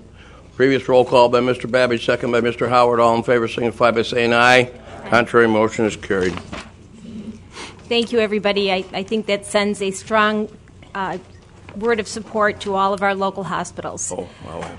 Just while we're on the tax subject, I just wanted to briefly say, as you know, veto session is coming up on October 25th. Recently, Speaker Madigan introduced a piece of legislation, House Bill 3828. This bill is an attempt to take care of the issue of the salaries for our regional superintendent of schools. Unfortunately, it does further erode the tax base for our local governments by suggesting that these expenses should be taken out of the personal property tax replacement fund. Rumor has it that even though this bill has been introduced, in order to move this through the veto session, it may in fact be amended to a current bill that will be addressed during veto session. So that is something that we'll have to keep an eye on. Certainly, when legislation regarding this tax issue for the hospitals comes in March, hopefully, of next year. I'll be bringing that information to you in future county board meetings. So the game continues. But that concludes my report. Thank you. Mr. Bellotta, would you like to be a yes on this last vote you were? Thank you. Thank you, Leanne. Moving on to Capital Improvements Committee, Mr. Mayor. At this point, I have no report. We've got a lot going on with the executive, so. Thank you, Chuck. Moving on to the Executive Committee, Mr. Mustis, Chairman. Good morning, Mr. Executive, morning, board Jim. members. My first resolution this morning is 11-396, replacement hires for Sunny Hill. I will move for approval. Moved by Mr. Mustis, second by Mr. Adamick. Any questions? Previous roll call by Mr. Babbage, second by Mr. Stewart. All in favor signify by saying aye. Aye. Contrary, motion is carried. 11-397, replacement hires for Workforce Services and EMA. I will move for approval. Moved by Mr. Mustis, second by Mr. Gould. Any question? Previous roll call by Ms. May, second by Ms. Strail. All in favor signify by saying aye. Contrary, motion is carried. 398, resolution renewing contract for telecommunications, time and material. I will move for approval. Moved by Mr. Mustis, second by Mr. Howard. Any questions? Previous roll call by Mr. Adamick, second by Mr. Stewart. All in favor signify by saying aye. Aye. Contrary, motion has carried. 399, a resolution renewing contract for janitorial cleaning services for office buildings. I will move for approval. Moved by Mr. Mustis, second by Mr. Babbage. Any questions? Previous roll call by Mr. Smith, second by Ms. Goodson. All in favor signify by saying aye. Aye. Contrary, motion is carried. 400, resolution renewing contract for elevator maintenance for office buildings. I will move for approval. Moved by Mr. Mustis, second by Mr. Stewart. Any questions? Previous roll by Ms. McPhillips, second by Mr. Smith. All in favor signify by saying aye. Aye. Contrary, motion is carried. 401, a resolution declaring seized vehicle surplus and authorizing sales. I'll move for approval. Moved by Mr. Mustis, second by Mr. Stewart. Any questions? Previous roll by Mr. Adamick, second by Ms. Deitch. All in favor signify by saying aye. Aye. Contrary, motion is carried.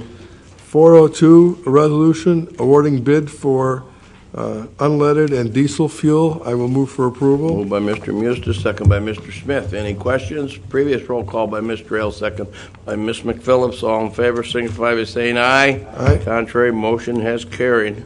Resolution 403, awarding bid for toner cartridge and printer maintenance. I will move for approval. Moved by Mr. Mustis, second by Ms. May. Any questions? Previous roll call by Mr. Babbage, second by Mr. Gould. All in favor signify by saying aye. Aye. Contrary, motion has carried. 404, resolution renewing contract for Nextel cellular phone service. I will move for approval. Moved by Mr. Mustis, second by Mr. Gould. Any questions? Previous roll by Mr. Mayor, second by Ms. Goodson. All in favor signify by saying aye. Aye. Contrary, motion is carried. 405, a resolution for pharmaceutical take-back program with the city of Crest Hill. I will move for approval. Moved by Mr. Mustis, second by Mr. Howard. Any questions? Previous roll call by Mr. Mayor, second by Mr. Smith. All in favor signify by saying aye. Aye. Contrary, motion is carried. Resolution 406, a resolution authorizing the second renewal of the intergovernmental agreement for Osbusman Services, and I will move for approval. Moved by Mr. Mustis, second by Mr. Adamick. Any questions? Previous roll call by Mr. Weigel, second by Mr. Gould. All in favor signify by saying aye. Aye. Contrary, motion is carried. Yeah, I before we get away from that Osbusman, for those of you who may not be aware of it, we do provide through the state's attorney's office a person who can advise people in the airport footprint and perhaps advise them as the state moves forward to purchase their property or go to eminent domain. I'm just curious. This is probably more of a question for the state's attorney and something I wouldn't get immediately. I'm curious how many folks may be taking advantage of that service and if we've done any recent outreach to make sure people recognize the service is still there for them. That's all. I mean, it's something that we could probably do at a meeting or next month. I'm just interested in seeing, Mary, if it's being utilized, and hopefully it is.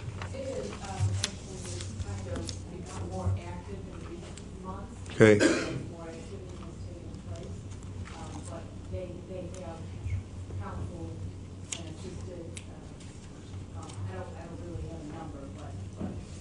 People are taking advantage of it. I suppose I just want to know that people still recognize the services there, and then hopefully they're utilizing it and not having to spend on legal fees to get maybe basic questions answered.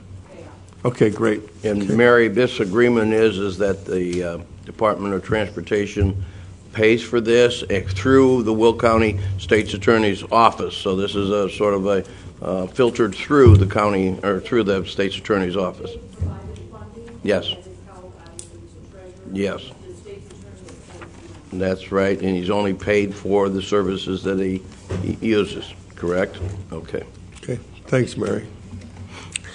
Next I have 407, a resolution correcting Scribner's error in Resolution 11-364, authorizing renewal of the radio agreement, and I will move for approval. Moved by Mr. Mustis, second by Ms. Deutsch. Any questions? Previous roll by Mr. Stewart, second by Mr. Babbage. All in favor signify by saying aye. Aye. Contrary motion is carried. 408, a resolution authorizing the lease renewal for the Will County Radio Lab, and I will move for approval. Moved by Mr. Mustis, second by Mr. Smith. Any questions? Previous roll by Mr. Argadelis, second by Ms. McPhillips. All in favor signify by saying aye. Contrary motion has carried.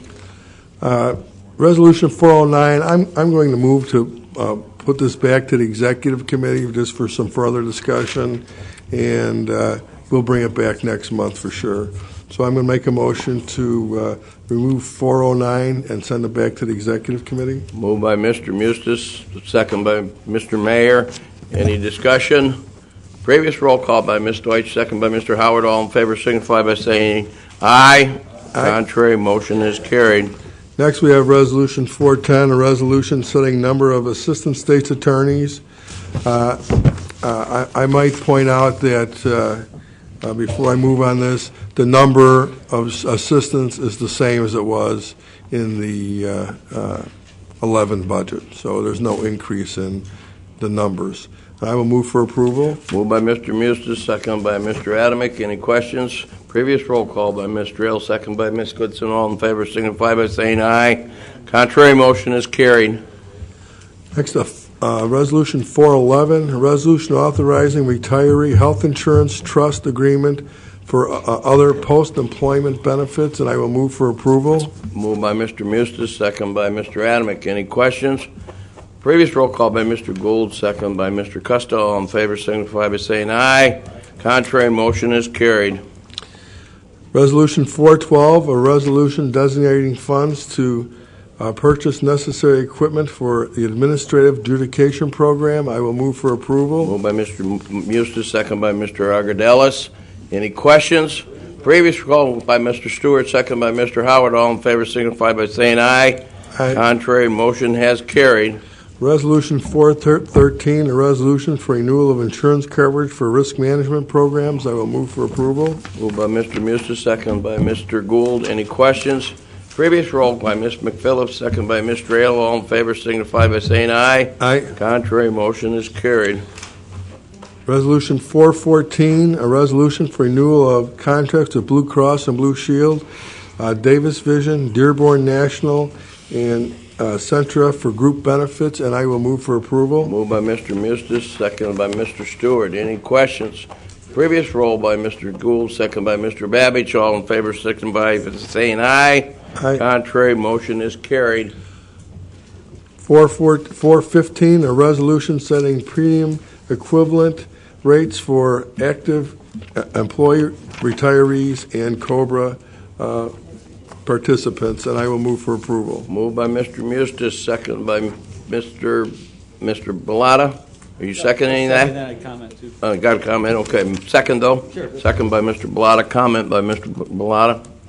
I would actually propose an amendment if you look at your resolution, there's a little spreadsheet, and at the bottom of the spreadsheet it has an asterisk, and what this is, it's a subsidy for the retirees on the prescription drug plan. I just propose that we keep it the same as it was last year and not increase the funding measure or the income limit, which it was proposed out of committee to increase the income limit, which will increase our subsidy. So basically it says for 2012, a 20% premium subsidy under this tier will be provided for eligible retirees and spouses with a household income that does not exceed $30,000 for retiree only and $45,000 for retiree and spouse. I propose that we eliminate that, and this will keep it the same as it was prior year. Which is 2 times poverty. Which is, 200% over the poverty level. So I will make a motion to amend that as I stated. Did you pass that amendment out? Or are you just... I'm just creating it right now? Nancy? You got it? Okay. And I got it here. I can give it to you, too. Okay. Does everybody... Okay. Mr. Bellotta moves to amend. Is there a second to the amendment? Second by Mr. Stewart. Is that correct? Yes. Okay. Questions? Mr. Gould? I am going to be in opposition to my friend Mr. Bellotta's motion, and I don't see Mr. Wilhelmy here. I'll try to speak for him. At the committee, there was some effort on the part of Mr. Wilhelmy and Mr. Moostis to recognize sort of the lower income retirees of Will County, people who retired a long time ago on a small pension, who would be facing an increase in this plan of $153 per month per person, per spouse. And in the judgment of the committee, that was excessive. They felt that what we could do at least was to provide a 20% subsidy for those who earn under $30,000. Personally, I don't think it's unreasonable. It affects a very small pool of people who have a lower income. So I thought that what the committee did was very reasonable. So I'm going to oppose the amendment and just to support it as written. Thank you, Don. Mr. Adamick? I too agree with Mr. Gould, and I think we were going to do this for this next year to avoid somewhat of a rate shock. And I would not be in favor of this amendment. I would ask our fellow board members to vote against it. Mr. Mustis? Yeah, this is more informational for the entire board who may not be aware of what the rate increase is, even though if you'll take a look, you'll see what it is. This is a carved-out group that is for pharmaceuticals only for retirees. And our policy, and in the labor contracts, and with IMRF, because there's some requirements by IMRF, that we provide these programs. But in there it says that the participants will pay 100%. Last year there was a 60% increase. 3 of the retirees passed away, 17 moved out of the program. When we developed this program, Medicare Part D was not available. Certainly there are less expensive alternatives to retirees, and I believe that we as a county, through HR, Mr. Executive, probably should start working on a program to educate our retirees and see if there's alternative programs that would work better for them and be less expensive. Because I'm told that Medicare Part D is very, very confusing. And I guess I'm getting close enough, I'll find out soon enough.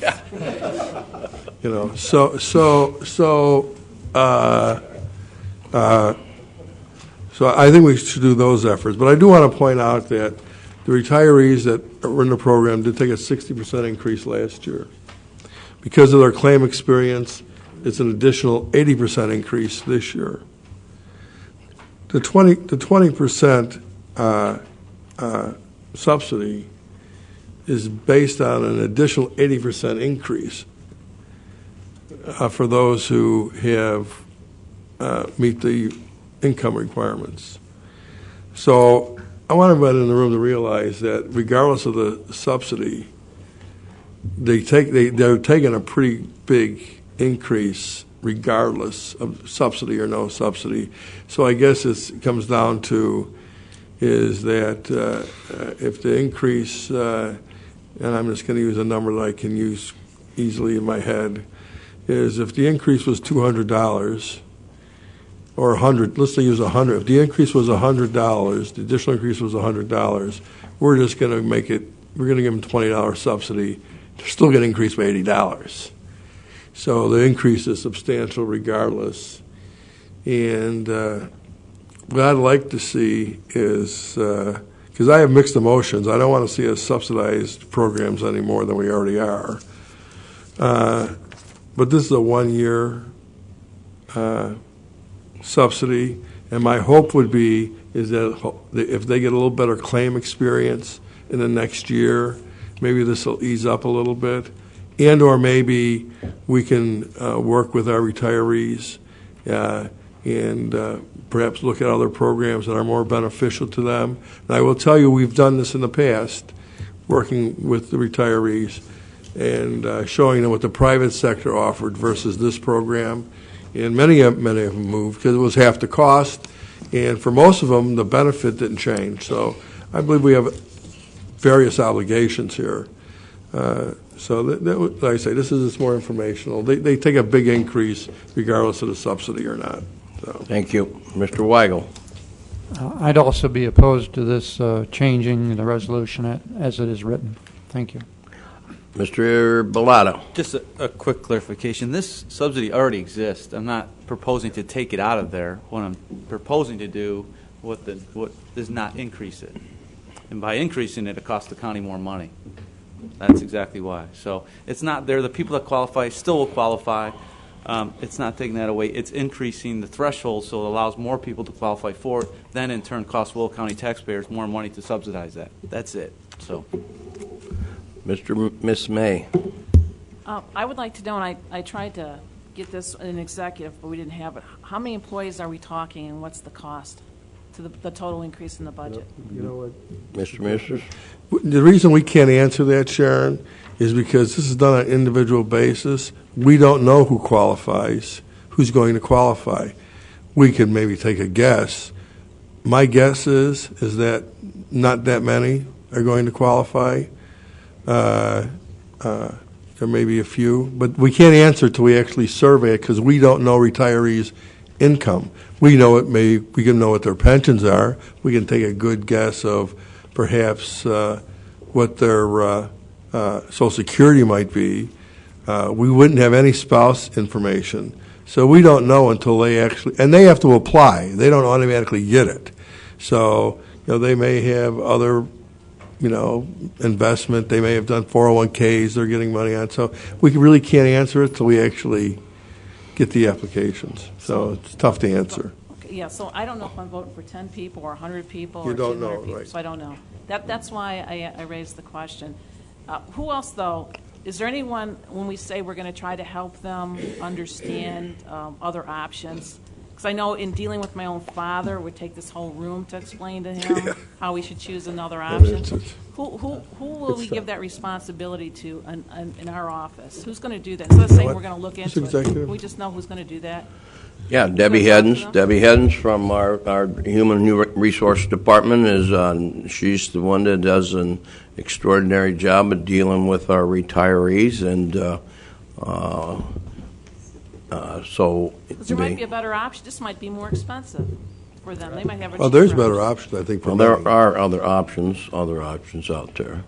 Yes, Mr. Mustis again. Mr. Executive, I also might add that, we do have a person who works on a consulting basis, Scott McKibben, who worked for the state for many years. But, Scott is a world-recognized expert on the pharmaceutical and pharmaceutical plans, and actually advises people around the world I only mention this, Mr. Executive, because we also have his resources to help the Human Resource Department. I mean, he's good at explaining things and showing what programs mean and so forth. And he'd be good at actually answering specific questions that people may have about specific drug therapies they might be taking. So I only mention that, Mr. Executive, because he's also available to your staff, too. Thank you. Mr. Singer? Yeah, I just wanted to make sure I was understanding this right.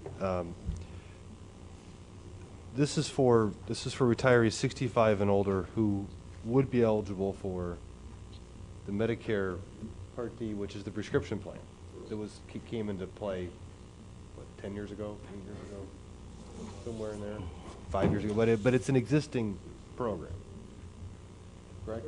Okay, all right, that's what. Ms. Konecki? Yeah, yes, my understanding is that for retirees whose household income level is equal to or less than 2 times the poverty level, we pick up the insurance premium in its entirety. What we're attempting to do here is to provide some relief to those households which exceed that income level, because they had a 60% increase in premium last year, and they're going to have an 80% increase in premium this year, and we feel we need to bridge them off, to give them time to get over into Medicare Part D. However, I do have a little bit of a problem with the income thresholds that we've incorporated into this bridge program. Right now, we have one limit. It's 2 times the poverty level. That's it for household income. We're going here $30,000 for a single-person household, $45,000 for, the retiree and spouse. I just think if they got a household income of $45,000, they probably, I don't know that they need a subsidy from the taxpayers of this county. I could support going up to $30,000 for a household income, but I don't know that I can support going up to $45,000. I think a household with that income probably can absorb this, not that they wouldn't have to cut back in other areas, but it's just that the economy is in the toilet, and the people who are going to be asked to pay for this subsidy are suffering and struggling also. I just can't in good conscience ask them to subsidize a household income, a household with an income of $45,000.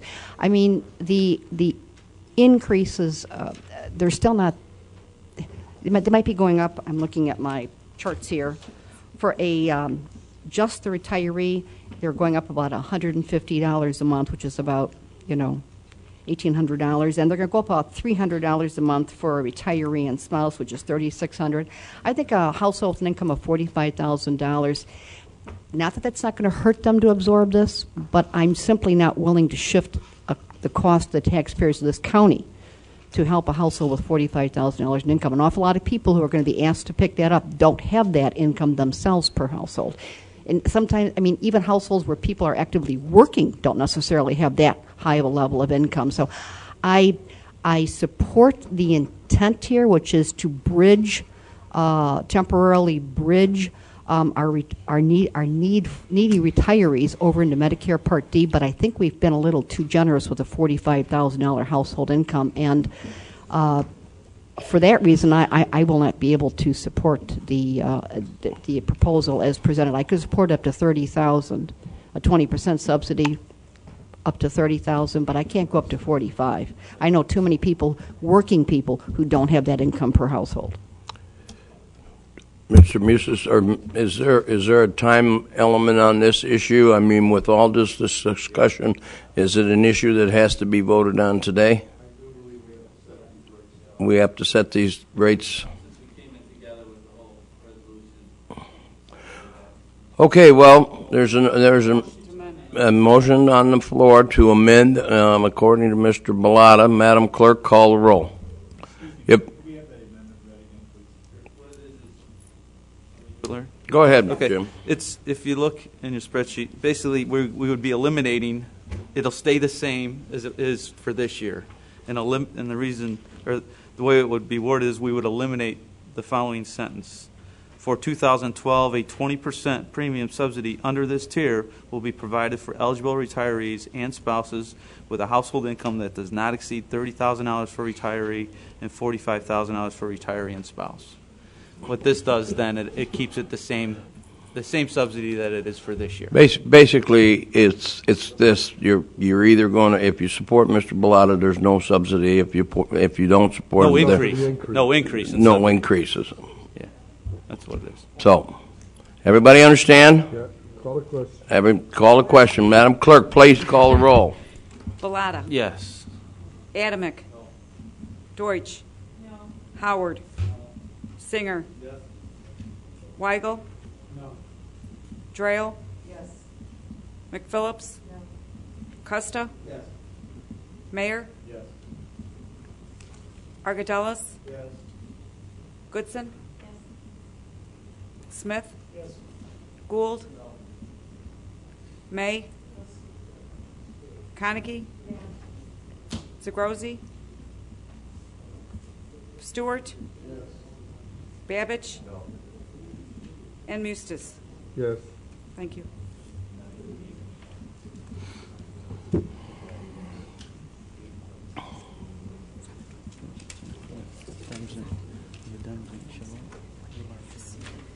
Eleven affirmative, 7 negative, 1 pass. 11 affirmative, 7 negative. Motion is carried. The amendment has carried.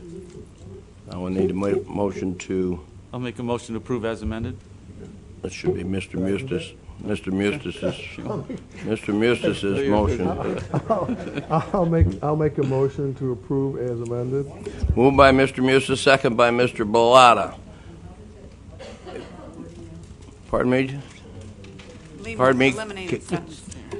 You're We're eliminating additional subsidies. It was eliminated from here for 2012 to this sentence. Yeah, I'll just, you know, I'm just going to be, So motion now to approve the piece of legislation as ordinance as amended. Madam Clerk, call the roll. Bellata. Yes. Adamick. Deutsch. Howard. Singer. Weigel. Drayle. McPhillips. Costa. Mayor. Argadelis. Goodson.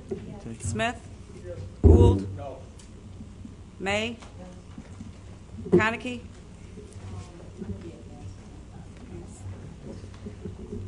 Stewart.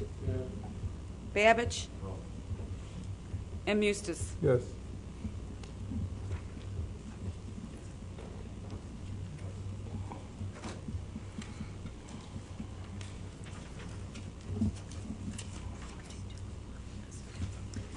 Fourteen affirmative, 2 negative, 1 pass. 14 affirmative, 2 negative. Resolution 11-415 has been approved as amended. Please continue, Jim. Okay, thank you, Mr. Executive. Resolution 416, interest arbitration for Metropolitan Alliance of Police. Before I move on this, let's give a little. This is, this is the group that represents the sergeants and lieutenants of our sheriff's department.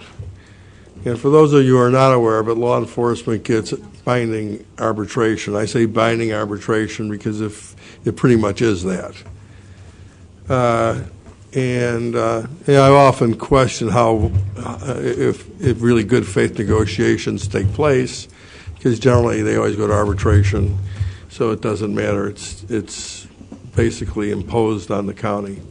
In this last arbitration, and I may not have the numbers right on the dime, but the arbitrator put on 2.5% on top of the step plan. So in other words, if you're in a step that's 2.5%, you get another 2.5%, and you get 5% increase. To a group, by the way, that is the highest paid group in the entire county. Not saying that's not deserved, I'm just saying it's a high paid group. This last arbitration will put an additional increase of about 3.75% to that group. And even though, we will, as a county, honor this arbitration, I will tell you I won't support in this budget any more money going into these salaries. So there'll either be fewer of them or something will give. But if these arbitrators continue to give out these kind of awards, I just want to say that I'm not going to support any additional money, whether it was awarded by an arbitrator or not. It'll have to come out of somewhere else, or there should be fewer of them. So maybe not filling positions or some layoffs could be the result of these arbitration results. So having said that, I'll move to approve. Got to get the right set of glasses on. 416. Moved by Mr. Mustis, second by Mr. Gould. Questions, Ms. Konecki? Yeah, I don't so much have a question, just a comment. I'm going to be a no vote on this one also. The arbitrator can do what he wants, but he can't have my vote. And they want to take it. I would just think we ought to turn this down. I think it's unreasonable. They want to run into court and win in court, God bless them, but they're not going to get my support. Mr. Rail? I have a comment. I was just, this was on our desk at the beginning of our county board meeting, and trying to flip through the pages can sometimes be tedious. But on page 38, I was just, maybe through my own naivety, rather surprised that we award a $500 stipend annually to somebody who has a college degree. I find that that's why we pay salaries. Well, there's a lot of things that I'm taken back with. They're supposedly management, but they're very often, most of this group goes into a six-figure salary, especially when they get a little overtime. That will be a no vote. It's amazing to me. Thank you. Any other comments? Madam Clerk, call the roll. Bellotta? Yes. Mandatory. Yes. Okay. Adamick? Yes. Deutsch? Yes. Howard? Yes. Singer? No way. Weigel? Yes. Drayle? No. McPhillips? Yes. Mayor? No way. Argadelis? No. Goodson? Yes. Smith? No. Gould? Yes. May? Yes. Konecki? No. Stewart? Yes. Babich? Yes. And Mustis. No.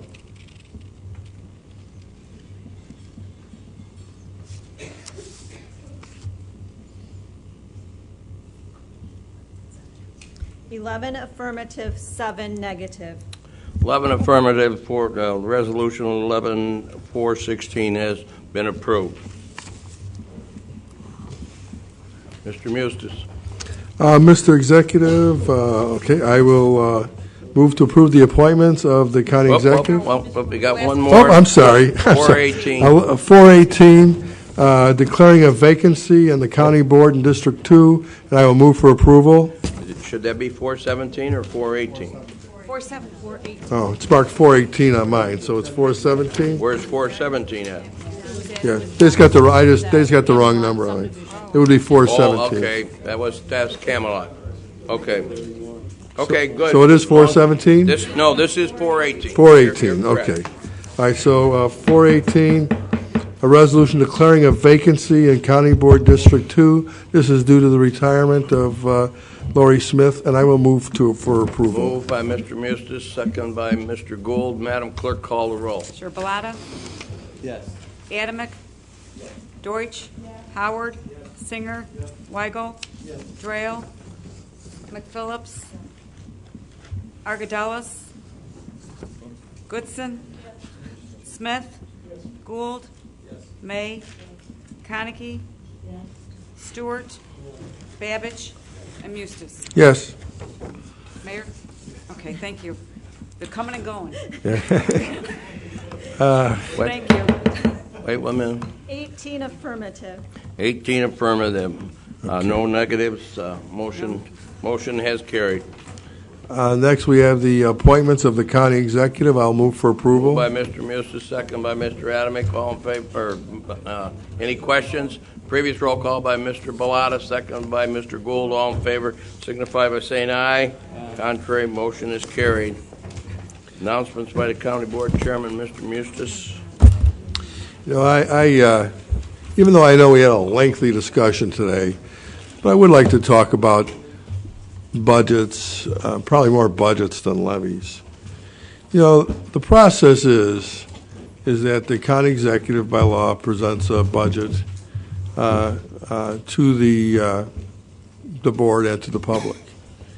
You know, that part of the process there is really to gather data, talk to elected officials, see what needs are, and put the numbers in the best place where they feel they would benefit the public the most. And that's kind of the nitty-gritty part of it. Then it comes to a county board. And what makes our part of the process, I think, unique is we are the transparent portion. We are the public portion of the budget. So no one should be surprised or put back that there's a lot of discussion, there's a lot of viewpoints, and that's going to continue. That's healthy. I know sometimes people look at it like it's something that's negative. It's nothing that's, in my view at least, it's not something that says anything negative or positive necessarily about the preparers of the budget for us to take a look at based on what needs may have been presented to them from the county. Where a lot of different views are expressed. We are where not only elected officials' views are expressed, but the public views are expressed. So our portion, our process, our part of the process is much different. It is probably a little bit more contentious, probably could be a little bit more controversial. It is where a lot of different views come into play. But no one, I would hope no one would think that's something that's negative. It's positive. It is part of the process. Not only will we have many more meetings, I expect some of the public to weigh in. We had a public hearing last year. I'd like to do the same thing this year, as I know the chairman of the Finance Committee would like to do. So let's not make it a negative thing. It's positive. If we have different viewpoints, that's part of it. That's part of the transparency. So feel that we're doing it the right way in a positive way. Having said that, well, I don't think there's too many leaves on the trees left after the big wind. Certainly they were all over my car this morning because I got too much junk in the garage to get my car in. Everyone start to enjoy the fall. We had some beautiful colors. You can still hit central Illinois and see it all over again. And you can go down to southern Illinois a couple weeks after that. Everyone have a great day, and we'll keep working hard, as we always do. Thank you. Thank you, Mr. Mrs. Majority Leader, Mr. Bellotta. Just, it was a good month to recognize the breast cancer awareness. I mean, I think everybody probably in this room, that disease has hit somebody personally. So it's nice to bring attention to it. I think it's a great cause, and we need to keep finding ways to try to minimize the deaths with that cancer. So thank you, all the board members, for acknowledging that. And everybody, as Walt's request, I think everybody's got their pink on today. So good job, and thank you very much. And yeah, I look forward to the budget talks and negotiations. We're all trying to do the right thing, the best thing for our taxpayers, and that's the ultimate goal. So thank you. Thank you, Jim. Minority Leader, Mr. Adamick. Thank you, County Executive, and fellow board members. Thanks for sticking around. Yeah. We'll be offering steak dinners and lunches now that the rest of them are gone. Yes, we had some healthy discussions with regards to the levy and the budget. I'm sure we'll have further discussions with regards to that. Keep in mind that we all have one goal, and that's the taxpayers of Will County. and we have to do what's best and what's right to run efficiently and effectively for our citizens. Simply by cutting here or cutting there has consequences. So do increased taxes have consequences. Everything we do here has consequences. What's best will be determined, and hopefully we make the right choice. Keep that in mind when we make our budgets and do our levies. Halloween will be coming up at the end of the month. Watch out for our little ones that will be out there on the street trick-or-treating in the afternoon and early evening hours. Also, we have Veterans Day coming up in November. Take some time to thank a vet for all that they've done. Thank you very much. Enjoy your day. Thank you, Wally. Mr. Gould. Comment? You sure can. Was brought up at the Board of Health last night that the governor's proposed closing Tinley Park Mental Health Center, and that about 400 Will County residents, patients, use that every year. So I know we passed a resolution in the past, but if you can encourage anybody to stop that effort, come December 31st, Tinley Park will be closed. So I don't know where those patients will go. Well, Don, if I may insert, the issue is in my opinion, they are looking at an asset there that's worth a lot of money at Tinley Park. My point of view would be, if you're going to close Tinley Park just so you can sell the property, that's okay, but you better find another, either locate or build a facility someplace that addresses the needs of those residents and clients that you have in there. Just to shut the doors and say, hey, do the best you can is not acceptable, not at all. And I think that relying on our health department, relying on our local police to basically pick them up and put them in an institution or incarcerate them, or big thing will be our hospitals will be the holding pond for all of them, and for many of them, any of them that have, and our facilities like Morning Star Missions will become the places for them to go. For the state of Illinois to turn their back on them completely is completely unforgivable and just not right. Well, 400 of those patients are from Will County. That facility is right on the Will Cook line. Right when you come into Tinley Park. It's been there for a long time. Yes. This board is on record as being opposed to that. That's right. But as it was explained to us last night, come December 31, shutting the doors. It's going to shut the doors unless something's done. So I encourage you to reach out and do whatever you can, because I don't know where the people from Will County, I really don't know where the state will do. I think, like Mr. Executive said, it will fall back upon the hospitals and the police and so forth. Well, their conditions are at such a stage that even people like Jimmy Hogan and Art Dystra, with Trinity Services and Cornerstones, just can't absorb them, and it's we just cannot turn them out on the street. Just cannot. I totally agree. And if families were able to handle the situation, they probably would be handling it right now without having them being in the facility. So it's a very, very difficult thing. So I agree with you 100%. Let our legislators know that is totally unacceptable. So I would like to make just two comments. As we've gone through, I think this is our third year of allowing early severance packages through the budget process, and we've had a number of our people take advantage of this program. But it's sad today to announce that two of my staff that play a major role in the operation and the administration of the county executive's office have decided to take advantage of, them find fault with them, but they decided to take advantage of the early severance package. Jamie Line, who's been with us now, Jamie, for what, 7 years, 9 years? 9 years, Jamie has decided that she is going to take advantage of this and move on, and so she's going to be really, really missed, and her help and expertise and professionalism will be very difficult to replace. So, Jamie, I wish you all the very, very best as you move on.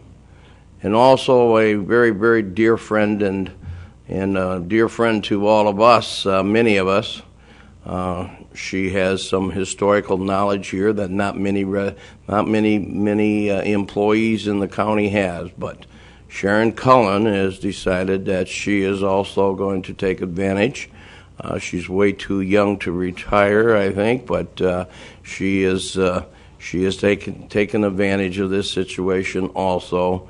And after 34 years, she started in the spring of 1977 and started working for then Mary Lowe at the county government under County Board Chairman Ted Grabavoy. And I don't think there's a person. We've had a lot of people that spent a lot of years working for county government, and Sharon has been just an absolute tremendous asset to me and to county government, and very, very professional. And I just don't know whether she's replaceable. But so anyway, we thank you, Sharon, for all of your involvement and all the years of service and hard work.